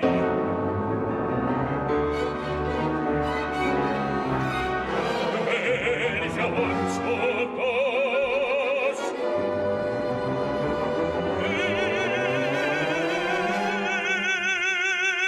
ich soll dich nur erwischen, erwischen, erwischen. Den Hund des Fingers hör dir ein, bei meine Söhne. In Wiener Steu, ins meine Toren. Tätig brunzen, schon solle Engel singen hören.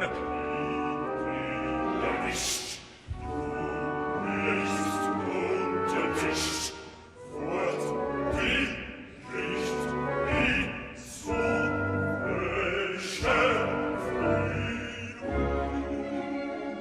schenk mir ein Buch, schnell!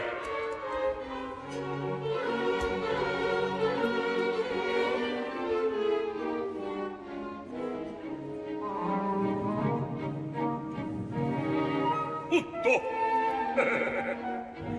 Was lachen? Wer sich so hallober mit seinem 17 die Welt imaginiert. Meint Gott weiß, wie mich kontreveniert. Ha, ha! Umgekehrt ist aufgefahren. Möcht du wollt nicht, dass ich die Mädels sein rebellisch aufbegehren, nicht verspüret denn. Es gibt auf der Welt nichts, was mich so floriert und also vehement verjägt. So floriert.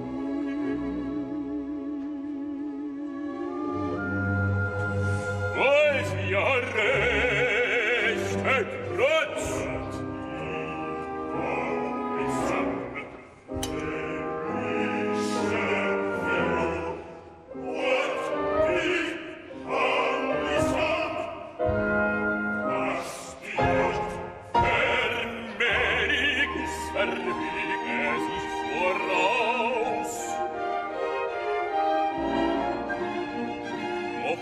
Das Bett aus lauter Fingerbetten.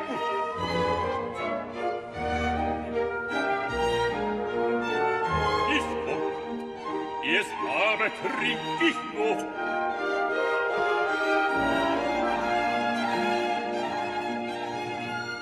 Marschier er nur indessen.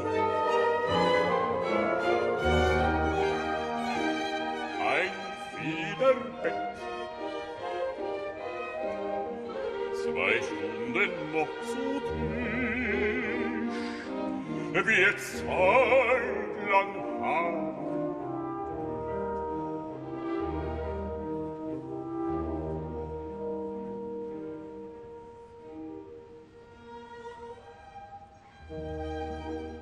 Ohne mich, ohne mich,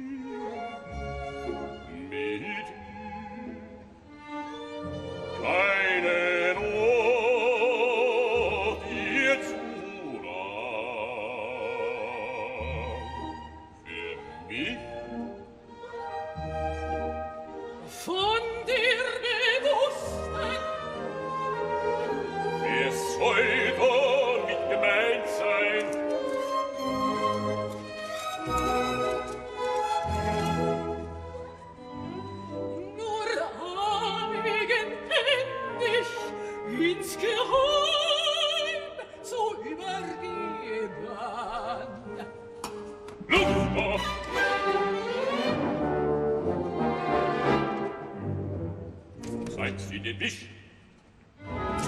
So sie in meine Tasche, meine Brille. Nein, so sie nicht. Konnt sie Geschriebenes lesen? So.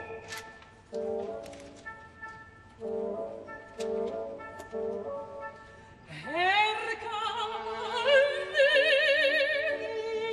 den Mann hat der Frau. Sie hat mir schon qual nur geschaut, hab ich nie vor der Füße genommen, wie noch gar so jung bin.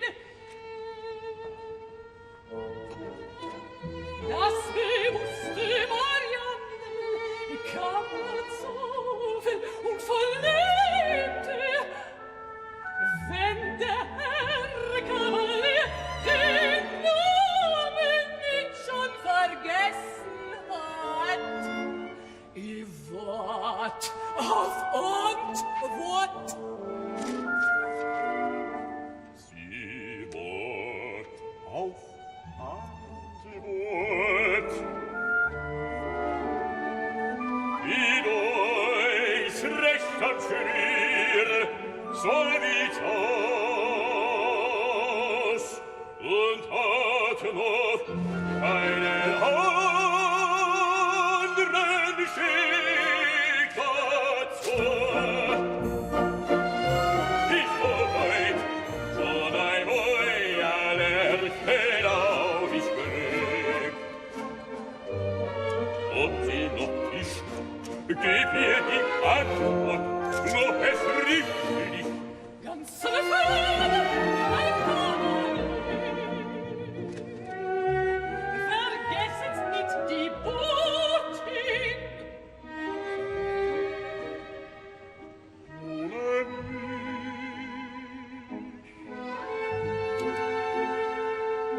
Ohne mich jeder Tod, ihr so lang. Vergesset nicht der Botin.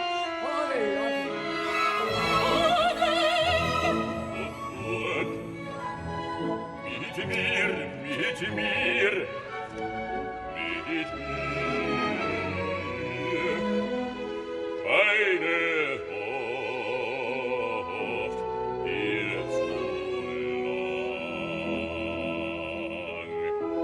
Doch später, weiß auf einmal, dann zum Schluss, und auf Antwort.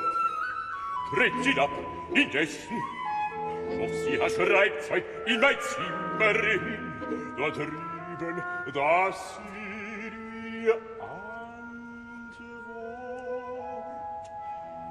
da die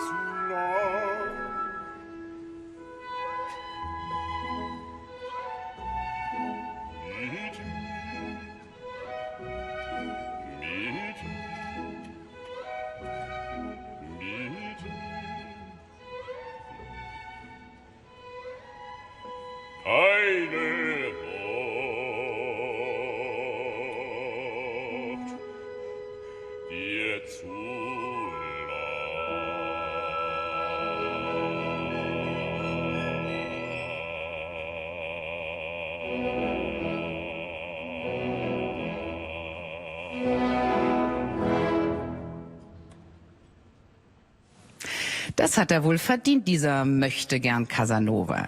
Die prunkvolle Kutsche in diesem zweiten Akt des Rosenkavaliers ist übrigens der von Ludwig II. Nachempfunden. Denn die Bayerische Staatsoper gehört zu den wenigen europäischen Opernhäusern, an denen auch bis zum letzten Knopf noch alles in den eigenen Werkstätten hergestellt wird, auch die silbernen Pferde. Vor ihrem großen dritten Akt hat sich Marlies Petersen noch meinem Kollegen Maximilian Meyer anvertraut. Denn vor der Marschallin war sie auch schon in die Rolle der Sophie geschlüpft. Marlies, die Marschallin ist für ganz viele Sängerinnen eine der absoluten Traumrollen, so ein bisschen wie die Isolde. Für dich auch? Wenn man natürlich die Sophie-Erfahrung hatte und die Marschallin eigentlich erlebt hat, als das Gegenüber am eigenen Leibe, und dann, da will man natürlich hin, ja. Ja. Es gibt ja viele, die sagen, also Sophie ist der Anfang der Karriere und die Marschallin das Ende. Das sehe ich jetzt nicht so. Ja. Aber es markiert auf jeden Fall einen bestimmten Reifezustand. Barry Kosky und Wladimir Jurowski treten ganz stark als Einheit auf. Sie haben auch schon viel zusammengearbeitet. Da ist Bühne und Graben wirklich ganz nah beieinander, wie es ja eigentlich sein soll. Was hast du von beiden mitbekommen, um noch besser in die Rolle der Marschallin schlüpfen zu können? Die beiden sind ein Prototyp für gemeinsames Schaffen. Und Jurowski ist ein Mensch, der wirklich das Regietheater leben lässt. Ja, und der da mitgeht und sogar Dinge möglich macht, die eigentlich sonst, wo ein Dirigent sagt, nee, also da ist die Grenze, nein. Da geht's eben auch um zwei verschiedene Welten, um die Welt des Orchesters, die was anderes spielt als das, was die Sänger in dem Moment noch mitbringen aus einer Situation des Redens. Ja. Und da will er tatsächlich, dass man einfach wirklich seinen eigenen Rhythmus findet in diesem Gefüge und sich eben zu Anfang und dann zu 4 Takte später oder 8 Takte später wieder genau trifft. Aber dazwischen ist so eine Art sich aus der Schale schälen möglich. Wir sehen dieses tolle Kostüm aus dem dritten Akt. Da gibt sich die Marschallin ja sehr generös. Sie ist fast so ein bisschen wie der Deus Ex Machina, löst alles auf, sagt dem Ochs die Meinung, führt die Jungen zusammen. Wie viel Bitterkeit ist da unter dieser generösen Fassade? Dieses berühmte Ja, ja kann man ja ganz verschieden singen und sagen. Da hat natürlich auch unser Regisseur den Wunsch gehabt, dass das eben nicht jetzt der Weltuntergang ist, sondern eben, ja, was sie auch im ersten Akt schon sagt, ist ja der Lauf der Welt. Ja, das passiert halt, so ist es und das Leben geht weiter. Und man mutmaßt ja, dass sie wahrscheinlich irgendwie in 2 Wochen auch wieder den nächsten vielleicht hat, ja. Du hast auch in der Schenk-Rose-Produktion die Sophie gesungen, 2006. Wie sind deine Erinnerungen? Ach, das war natürlich, ich habe das auch in Wien, auch in der Schenk, also für mich war das eigentlich immer, mir ist nur Schenk begegnet. Also ich bin sozusagen diese ganzen Kostüme, Rokoko und dieses Silberne und alles, diese Welt natürlich, da bin ich groß geworden drin, ja. Und jetzt machen wir ja ganz was anderes. Ja, jetzt wird es wie ein Stilmix aus verschiedenen Dingen, aus einer Farce. Eine Operette ist drin, es ist Schauspiel drin, es ist Oper drin. Und das Schöne ist auch, dass es eben vieles findet im Kopf statt. Und ja, das ist eben Koskys Idee, dass man da in ganz andere Visionswelten eintaucht. Ja, ich finde es toll. Vielen, vielen Dank, Marlies. Gerne. Toi, toi, toi. Danke. Jo. Das Kostüm der Marschallin haben Sie ja eben schon gesehen. Aber als erster betritt gleich wieder der uralte Cupido die Bühne für den dritten Akt. Nach Hochadel und Neureichen findet das Finale des Rosenkavaliers in einem Wirtshaus statt. Octavian und Sophie stellen dem Baron eine Falle, in die er blindlings tappt und dabei Hose und Haupthaar verlieren wird. Herrlich beschwingt und ein bisschen chaotisch geht es zu, aber am Ende wird die Liebe siegen. Ich wünsche diebisches Vergnügen mit diesem letzten Teil der Premiere aus der Bayerischen Staatsoper unter der Leitung von Wladimir Jurowski.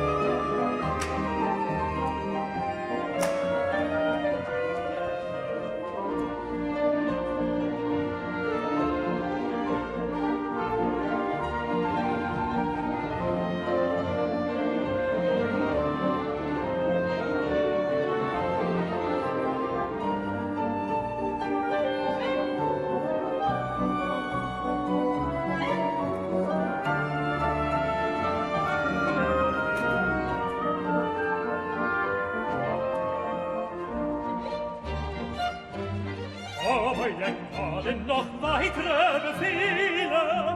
Befehle, ich trag uns es Zimmer. Zimmer, Verschwind, ob mir des Mannes nicht verlobt.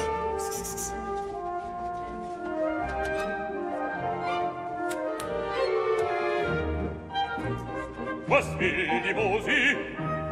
Ob sie nicht geschmeckt? Hoffen vielleicht, dass man sie näher hört. Im Vorsaal ist Sache Mosi. Lass her die Mosi, was sie ist.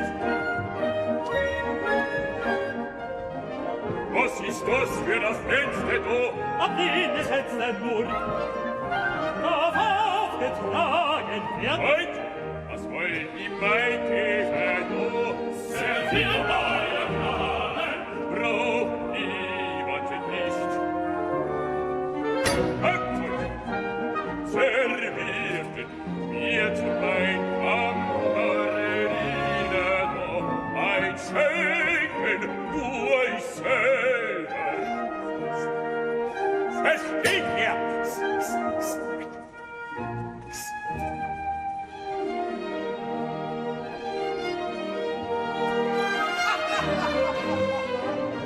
Ein braver Kerl.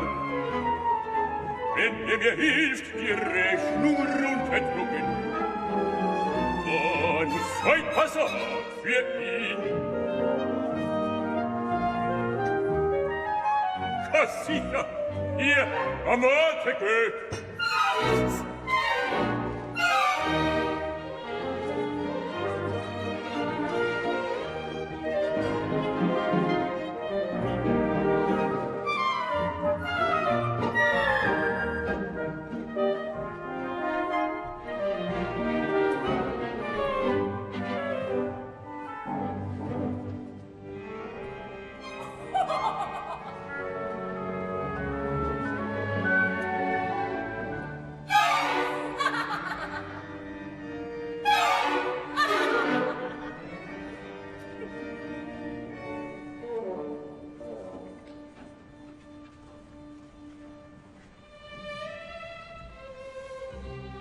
Nein, nein, nein, nein.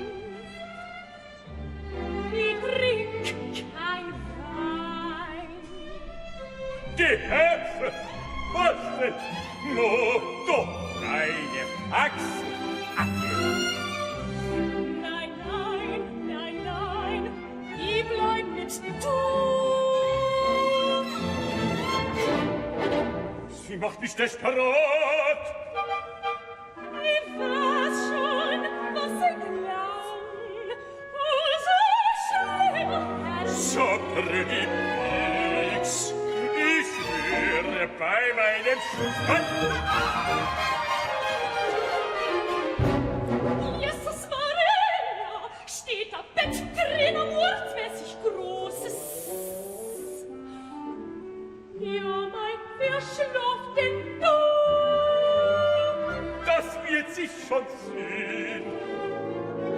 Jetzt kommen Sie. Setzt Sie sich schön. Kommt gleich wer mit dem Essen. Hat sie denn keinen Hunger nicht?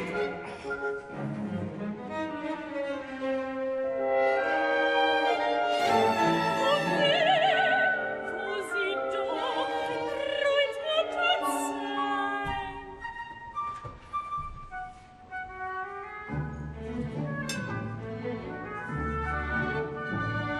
Och, lass sie schon einmal das Fahriwort.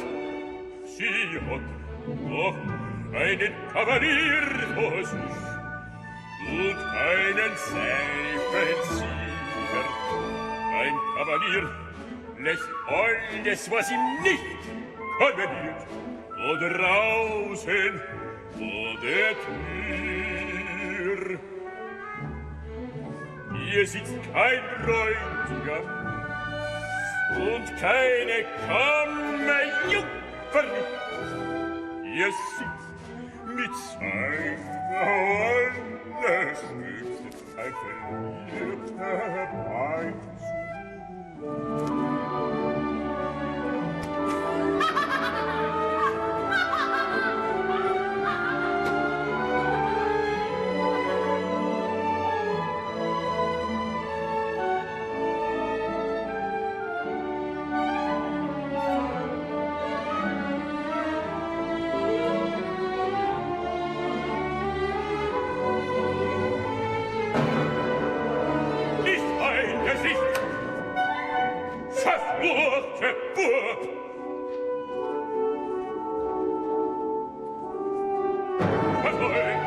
Kamera, gute Braun. Was meinte denn? Sie ist eine Männlich, einem Gott verfluchten Kerl. Agi, das war mir nur nicht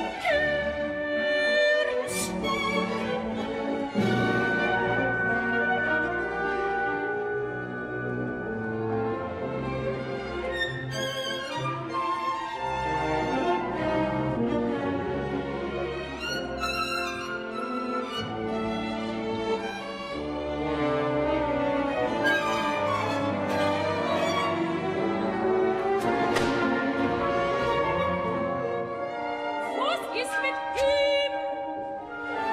Was war denn das? Hat sie den nicht gesehen? Du ist ja nix.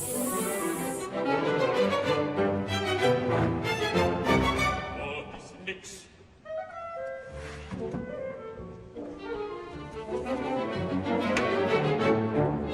So, und da ist nix.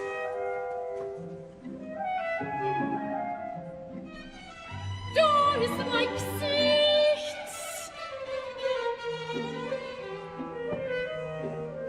Da ist ihr Gesicht und da ist nix. Wie es scheint, ich hab die Possession.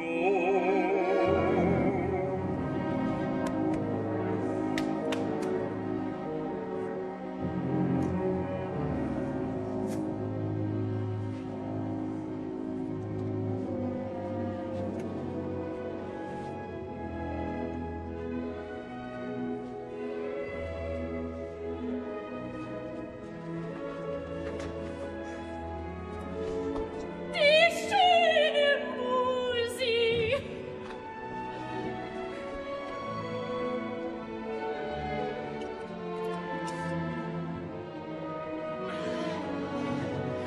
Ist mein Leib lieb, weiß sie das? Da muss man weinen, Was? weil's gar so schön ist. Was? Weinen? Wär nicht schlecht. Kreuzlustig muss sie sein. Die Musi geht ins Verlust. Spielt sich jetzt auf die Letzt. Spürt sie's daher, dass sie aus mir machen können alles frei. Was sie nur wünscht.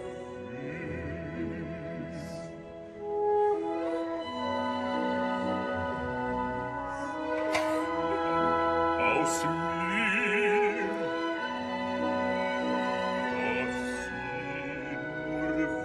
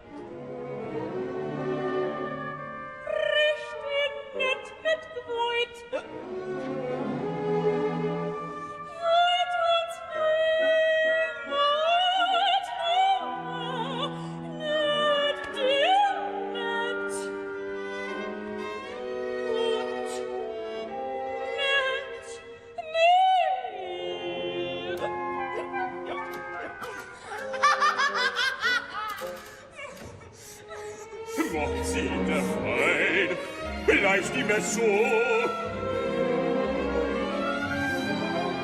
Sich's ganz gewiss ihr Mieder, was aufs Herz ihr droht.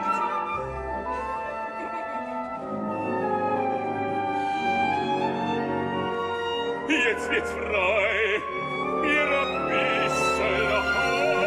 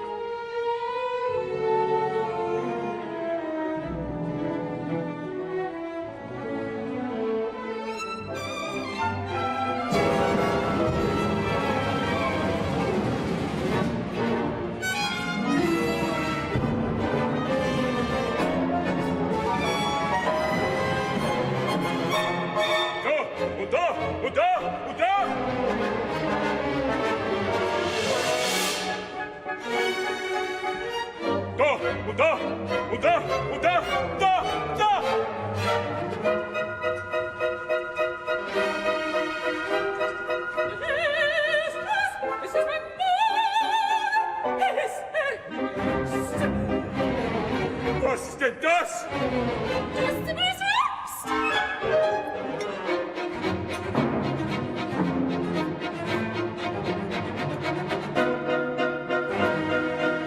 es ist mein Mann. Ich leg mich lag auf ihn. Gott ist mein Zeuge. Sie sind meine Zeugen.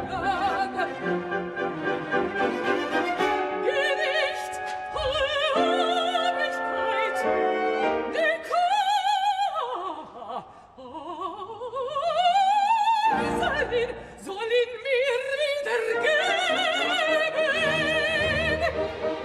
Was will das Wachsbild da von mir verwirrt? Was will der und der und der und der? Der Teufel schreckt, wenn hier sein Gott verfluchtes Extrazimmer. Ihr habt mich so verloren. Tut, als ob mich nicht töten können.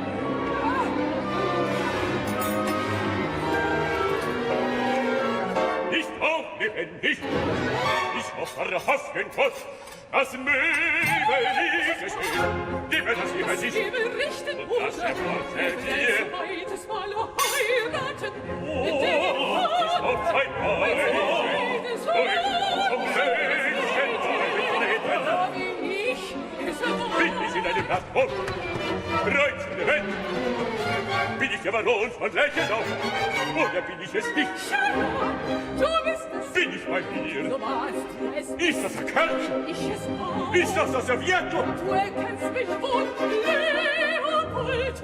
Leopold. Ihr bekannt? Die arme Frau, Arme Frau Baron. Komm, bring es sich. Wolle mich einander. Hörst du die Stimme deines Bluts?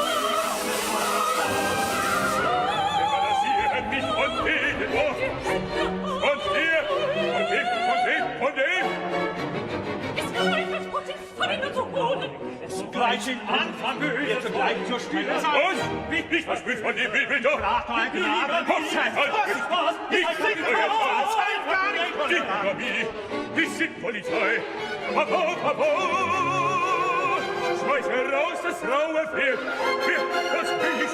Was? Polizei. Die Lacken wollen nicht.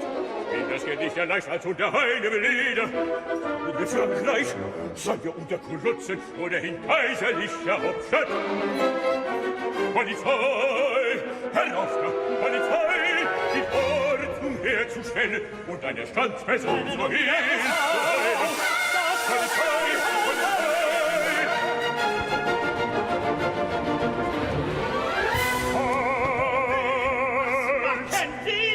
Keiner rührt sich. Lass es sich auf mich. Was Und ist lass los? es gehen. Wer Es hat geht. zum Hilf geschrien? Exzellenz, Wer hat Befehl. Skandal gemacht? Ist alles in Ordnung jetzt? Bin mit ihm wohl zufrieden, ob's gleich verhofft, dass in Wien als wie ans Spiel geht. Schoff etwas Tag mir vom Holz, ich will in Ruß schopieren. Wer ist der Herr? Was gibt dem Herrn Befugnis? Ist er der Wirt, dann halt er sich gefällig still und warte, bis man ihn vernehmen wird. Wo ist der Wirt? Ich bin Herr Oberkommissarius Schönze zu rekommandieren. Die Wirtschaft da rekommandiert ihn schlecht. Bericht er jetzt Herr Kommissar. von Anfang. Der Herr Baron. Der große Dicke da. Wo hat er sein Verrückt? Und das frage ich ihn. Das ist der Herr Baron von Lerchenau. Genügt nicht. Was? Hat er Personen nahe bei, die für ihn Zeugnis geben? Gleich bei der Hand. So, mein Sekretär, ein Italiener. Ich exklusiere mich, ich weiß nichts. Die Herr kann sein Baron, kann sein auch nicht. Ich weiß von nix. Das ist doch stark. Wenn ich es nur erfreut. Fürs Erste moderiert er sich. Oh mein Gott, er muss sich sehen. Wer ist dort die junge Person? Niemand, sie steht unter meiner Protektion. Er selber wird bald eine Protektion sehr nötig haben. Wer ist das junge Ding? Was macht sie hier? Wie viel ist offen, dass er ein gottverdammter Debauchierer und Verführer ist? Da könnte es ihm schlechter gehen. Wie kommt er zu den Mädeln? Antwort will ich. Wie geht's, Rosa? Er wird, was sehe ich da? Was für ein Handwerk treibt denn er? Wenn ich Personen vom Stamm zum Speise oder Nachtmahl hab, Halte den Mund, ihn nehm ich später vor. Jetzt zähl ich noch bis 3. Dann will ich wissen, wie er da zu dem jungen Bürgermädchen kommt. Ich will nicht hoffen, dass er sich einer falschen Aussage wird unterfangen. Wird wohl kein Anstand sein bei ihm. Der Kommissar, wenn eine Standsperson mit seiner ihm verlobten Braut um 9 abends ein Soupir einnehmen wird. Das wäre seine Braut. Gebe den Namen an vom Vater und Logis. Wenn seine Angabe stimmt, mag er sich mit der Jungfer retirieren. Ich bin wahrhaftig nicht gewohnt, in dieser Weise. Ach, er sein Aussag. Oder ich zieh andere Seiten auf. Werde nicht demantieren.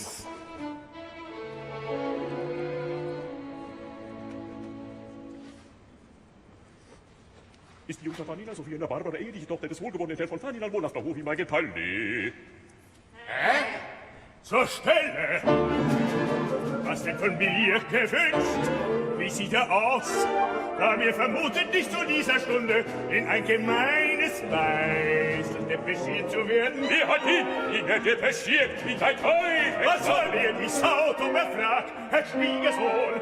Wo er mich in die Tür einrennen lässt mit Botschaft, ich soll sehr schnell erst ja und ihn in einer üblen Lage subvenieren, in die er unverschuldenerweise geraten ist. Wer ist der Herr? Was schafft der Herr mit ihm? Nicht von Bedeuten, ist bloß ein Bekannter. Hält sich per Zufall im Gasthaus auf. Der Herr gibt seinen Namen an. Ich bin der Edle von Faninal. Somit ist dies der Vater. Nein, hör nicht, die Spur ist ein Verwandter, ein Bruder Heiniwe. Der Wirkliche ist noch einmal so dick. Was geht hier vor? Wie sieht er aus? Ich bin der Vater frei. Das Weib befindet sich, wenn sie es ist. Ich muss schon winken. solchen Handel zu belieren, Herr Schwiegersohn. Nix! Benennt mich wohl so nur im Spaß. Ja, ja, genug schon, er erkennt demnach in diesem Herrn seinen Schwiegersohn. Sehr wohl, wieso sollte ich ihn nicht erkennen? Vielleicht, weil er kein Horn nicht hat. Und er erkennt nunmehr wohl auch in diesem Herrn wohl oder übel seinen Schwiegervater. So, ja, wir sollen dasselbe sein. War heute den ganzen Abend war nicht recht meine Hand. Und meinen Augen heute nicht trauen, muss ihm sagen, ich, was in der Luft man kriegt, die Konzession davon. Dagegen wird von ihm die Vaterschaft zu dieser ihm verbaten zugeschoben Tochter geleugnet. Meine Tochter, der Fetzen gibt sich für meine Tochter aus. Ein Spott, ein Huren Missverstand, der wird von dem Herrn Kommissaris da was vorerzählt. Und meine Brautschaft mit der Fahninheit. Kein Wort, Herr Kommissarius, laut eigener Aussage. Das heißt finaletieren, kommt der Pranger, wird ausgepeitscht, wird eingekastet in ein Kloster. Ich. Was er noch aus auf morgen in der Fried, der ihm alles auf. Er weiß, was er mir schuldig ist. Doch eigene Aussage. Meine Tochter soll herauf, sitzt unten in der Tragschaise, im Galopp herauf. Das alle teuer, bring ich vors Gericht. Jetzt kommt der eine rechnet meine Ratsch, find ich von ihnen nix. Ein Kavalier braucht ein Ross Geduld, ein Schwiegersohn so ein paar Goldene. Ich bin mein Verloren, will ich sehen. Was ist denn das? War nix, ein Schwindel, kennt nicht das Bagage. Sie sagt, dass sie verheiratet war mit mir. Gibt sie das schon, so wie der Pontius ins Krieg.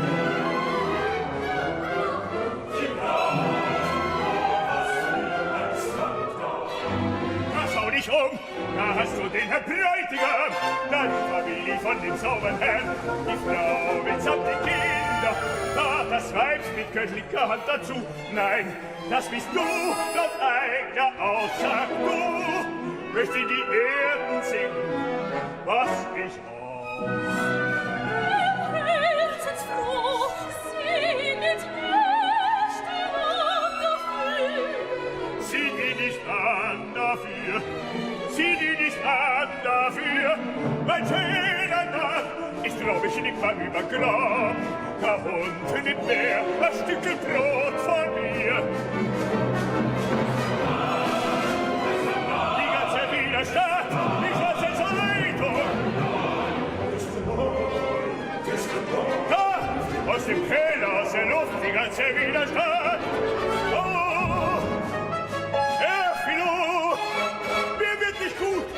Als Hessen!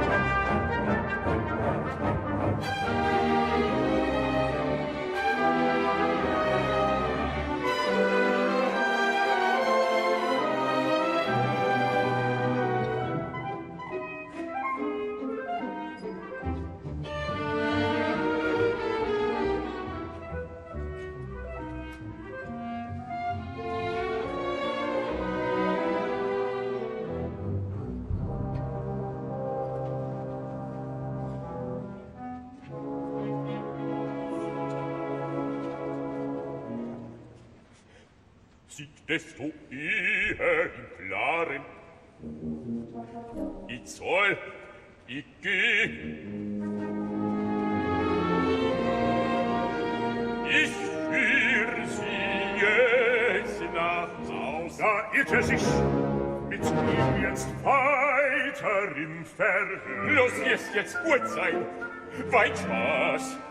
Ich sag ihm später, wer das Mädel ist. Ich gebe mein Wort, ich heirat sie, wahrscheinlich auch einmal. Dort, das Klumpett, ich hock statt. So sieht wer ich bin und wer ich nicht bin. Ich geh nett mit dem Herrn. Ich heirat sie, behält sie sich mit mir. Sie wird noch Frau Baronin. So gut gefällt sie mir. Herr Kommissar, ich geb was zu Protokoll, aber der Herr Baron darf nicht zuhören dabei.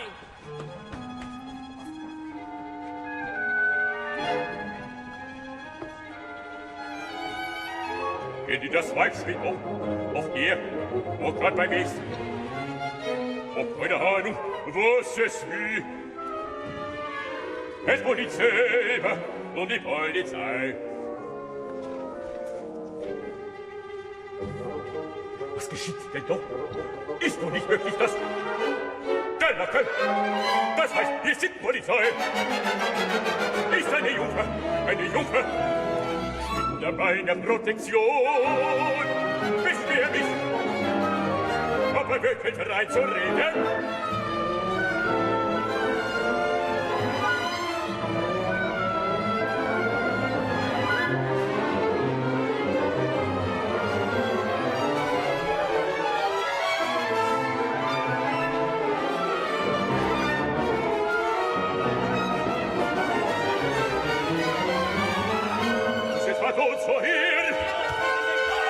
Die Frau Fürstin fern!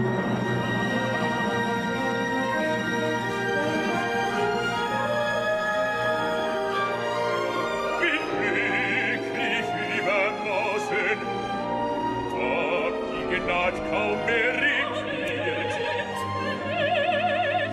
Sind dir noch Gegenwart hier, als ein Freundstück, ohne Gleichen. Fürstliche Gnade, melde mich gehorsamst als Vorstadts-Unterkommissarius. Er sieht, der Kommissar, die Durchlauf abends selber sich bemüht. Kennt mich. Ich denk, ihr weiß, Nicht woran ist. es scheint mein Sehr Arm. wohl. Dem Herrn Feldmarschall sein brave Ordonnanz gerief. Fürstliche Gnade, zu Befehl. Halt sie zum Sack! Hinten dort!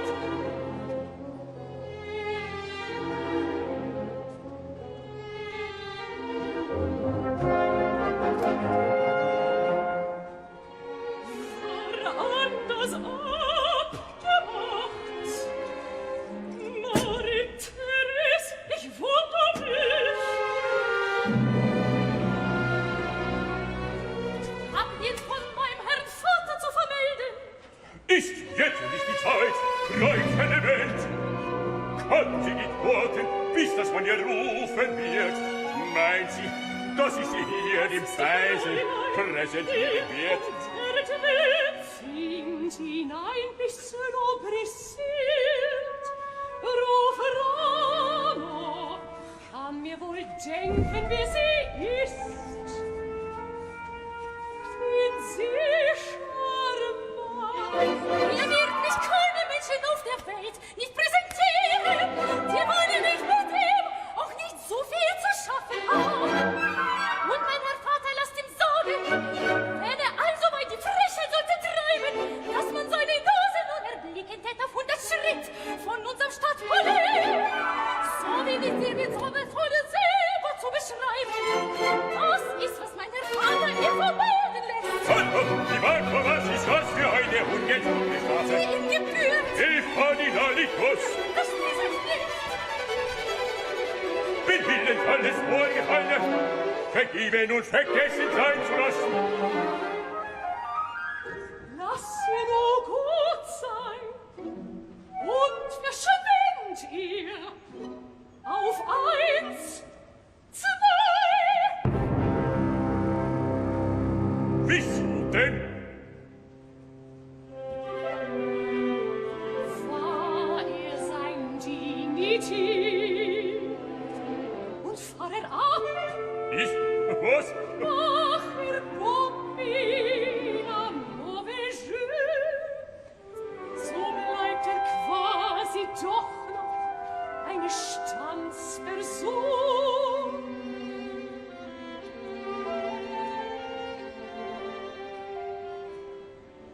Ihr seht, Herr Kommissar, das Ganze war halt eine Farce und weiter nichts. Genügt mir, reiterier mich ganz gehorsamst.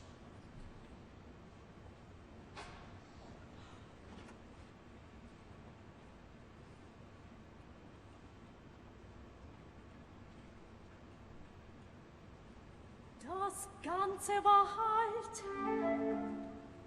eine Farce und weiter nichts.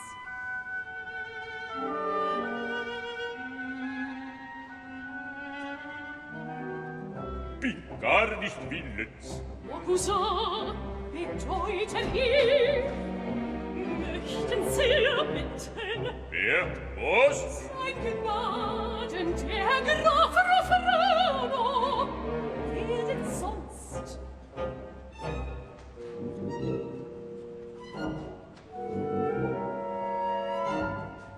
Ist schon also.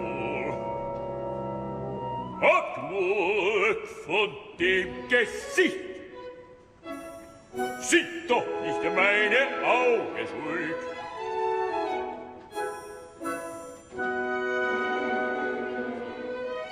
Ist schon am Mande. Ist eine fehlerische Maskerat und weiter nichts. Aha. Eine fehlerische Maskerat und weiter nichts. Schöne Olle unter einem Lieder gegen meiner. Ich hätte ihm nicht gewünschen, dass mein Mariander in der Wirklichkeit mir hätte debauchiert.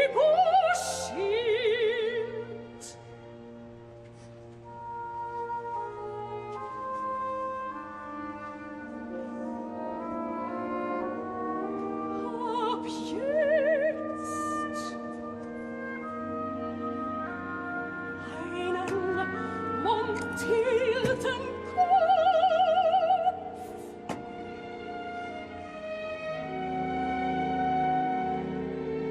Gegen die Männer, so ganz im Allgemeinen.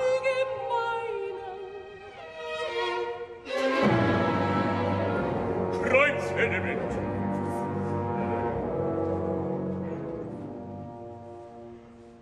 Aus dem Staunen nicht heraus.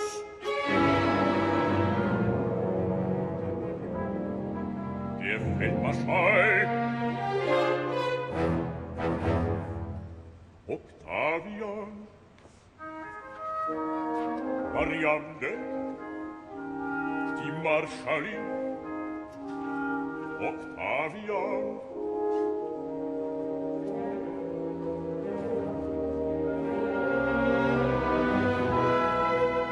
weiß bereits nicht, was ich von diesem Ganzen wie pro quo mir denken soll.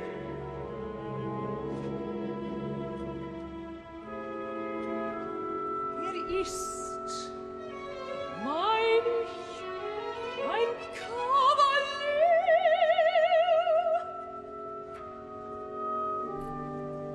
da wird sich halt gar nichts denken. Das ist's, was ich von ihm erwart. Bin von so viel Finesse charmiert wird, kann gar nicht sagen, wie.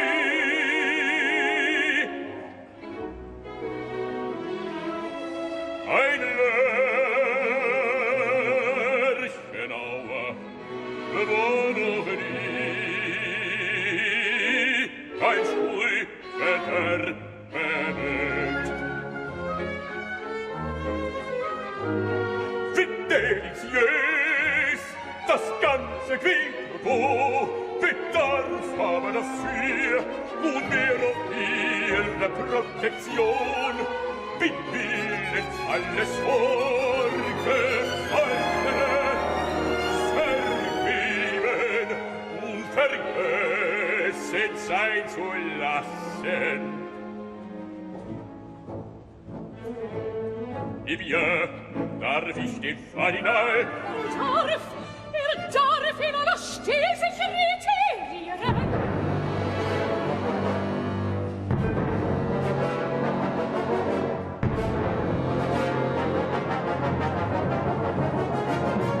Versteht nicht, wenn eine Sache ein Ende hat? Die ganze Brautschaft und Affäre und alles sonst, was drum und dran hängt, ist mit dieser Stund vorbei.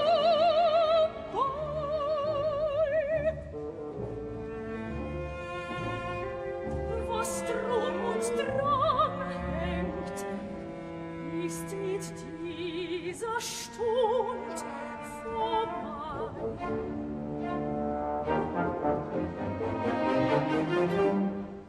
Mit dieser Stund vorbei.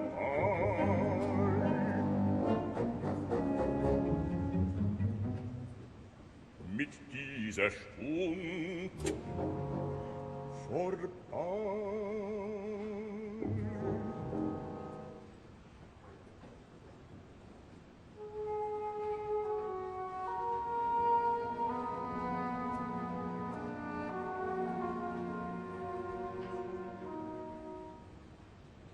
Ist halt vorbei, ist halt vorbei.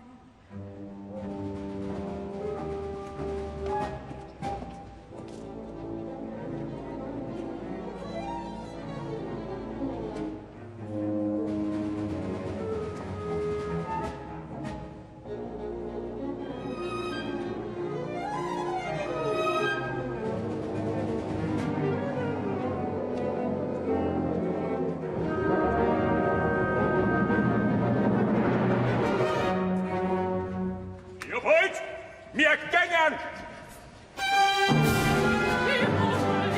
Soll ein Wohl ein Lärchen aus dem Weg?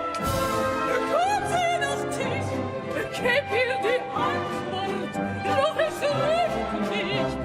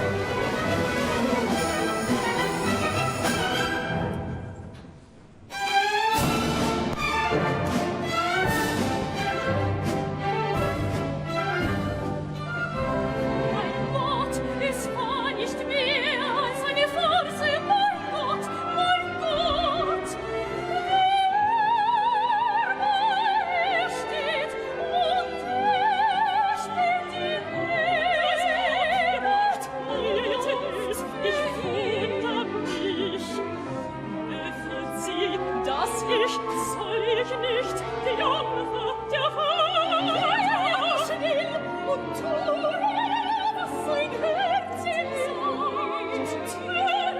Ich weiß gar nicht, und mach seinen Hof.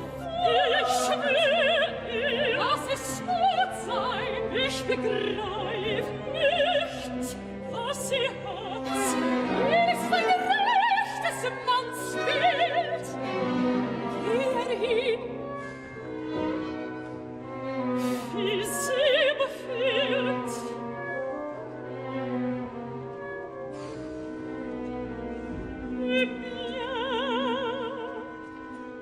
Hat sie kein freundlich Wort für mich? Nicht ein Blick, nicht ein Augenblick. Freundschaft und Behilflichkeit hofft ich einer anderen Freund gewährt.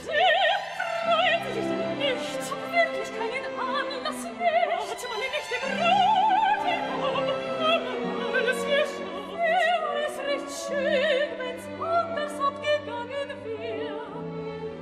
Schäm ich in Grund und Boden, versteh sehr wohl, mit was für einen Blick ihre fürstliche Gnade mich betraf. Ich schwöre meine Seele und Seligkeit, dass er mich gehe.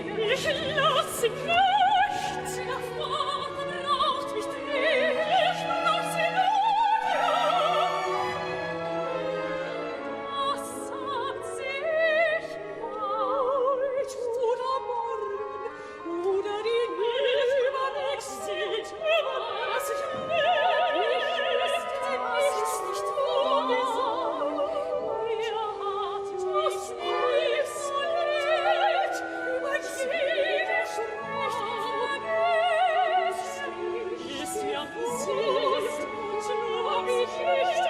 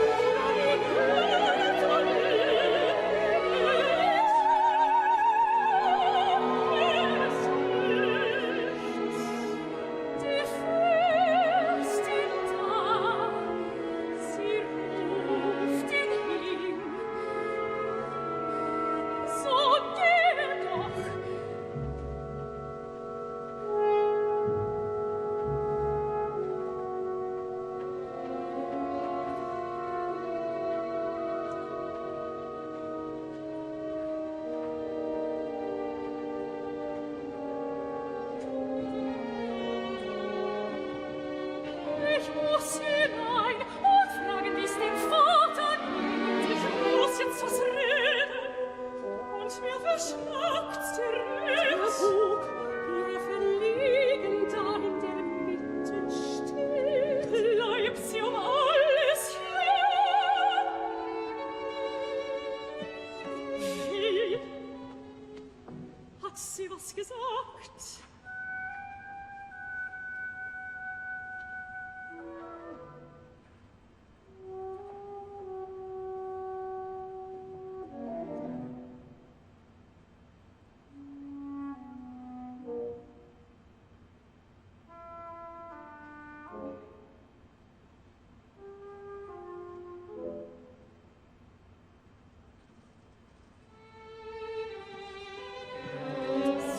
So schnell hat sie gar so lieb. Ich weiß nicht, was euer Gnaden meinen mit der Frau.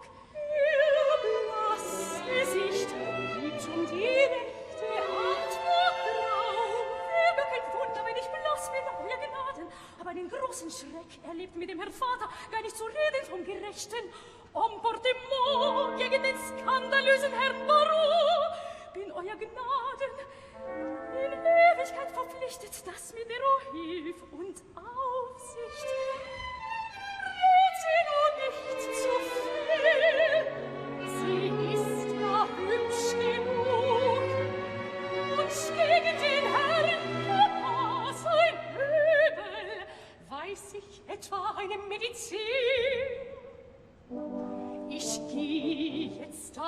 zu ihm und lad ihn ein mit mir und ihr und dem Herrn Grafen da in meinem Wagen heimzufahren. Meint sie nicht, dass ihn das rekreieren wird und allbereits ein wenig munter machen? Euer Gnaden sind die Güte selbst, und für die Blässe weiß vielleicht mein Vetter da die Medizin.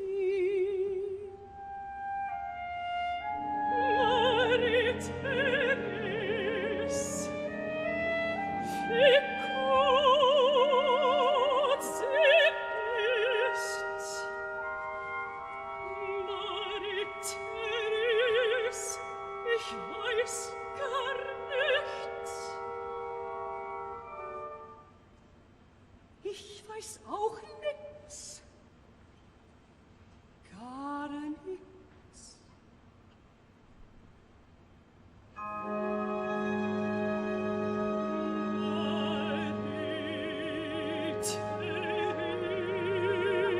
Mariteris.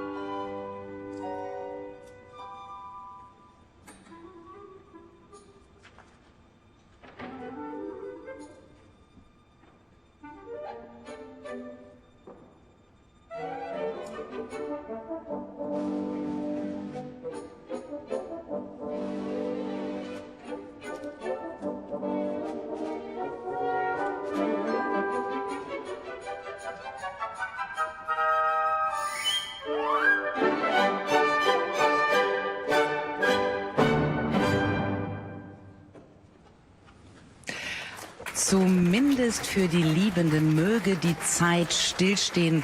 Das, so interpretiere ich dieses letzte Bild des Rosenkavaliers.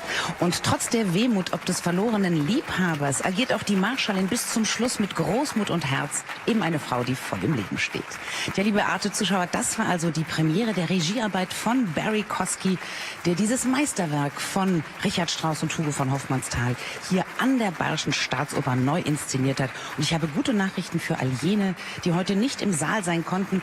Diese Inszenierung gehört natürlich jetzt zum Repertoire des Hauses und wird also in den nächsten Jahren immer wieder auf dem Spielplan stehen oder eben auf Arte Konzert. Ja, und hier sehen Sie auch schon, das gesamte Solistenensemble. Und da der Zuschauerraum ja leer ist, spenden die Musiker und Musikerinnen den Künstlern auf der Bühne liebevollen, ich würde sogar sagen begeisterten Applaus. Denn so ganz wollten die Künstler hier auf dieses wunderschöne Ritual der Verbeugung nicht verzichten. Natürlich auch aus Respekt vor Ihnen, liebe Zuschauer. Für alle Beteiligten war es ja eine besonders anstrengende Probezeit unter den aktuellen Bedingungen. Umso größer ist jetzt auch Freude und auch Erleichterung ob dieser rundweg gelungenen Premiere. Das Bayerische Staatsorchester hat wunderbar gespielt unter der Leitung ihres designierten Generalmusikdirektors Wladimir Jurowski.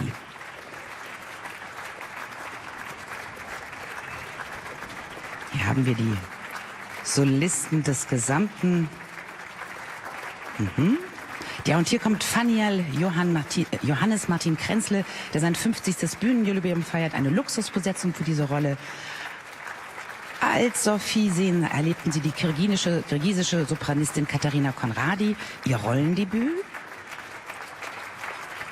Tja, und während sich die Solisten weiter verbeugen, darf ich Ihnen noch schnell den nächsten Klassik-Hochgenuss auf Arte ankündigen. Es wird das Osterkonzert sein am Ostersonntag, dirigiert von Kirill Petrenko, der ja auch vorher hier in Bayern gewirkt hat und jetzt an der Berliner Philharmonie sein Amt ausübt. Und damit darf ich Ihnen jetzt schon hier aus München sagen, vielen Dank fürs Zuschauen und bis bald. À très bientôt.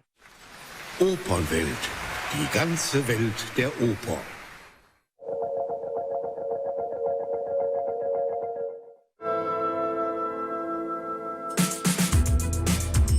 Auf zum Tanz! So my message is dance or die.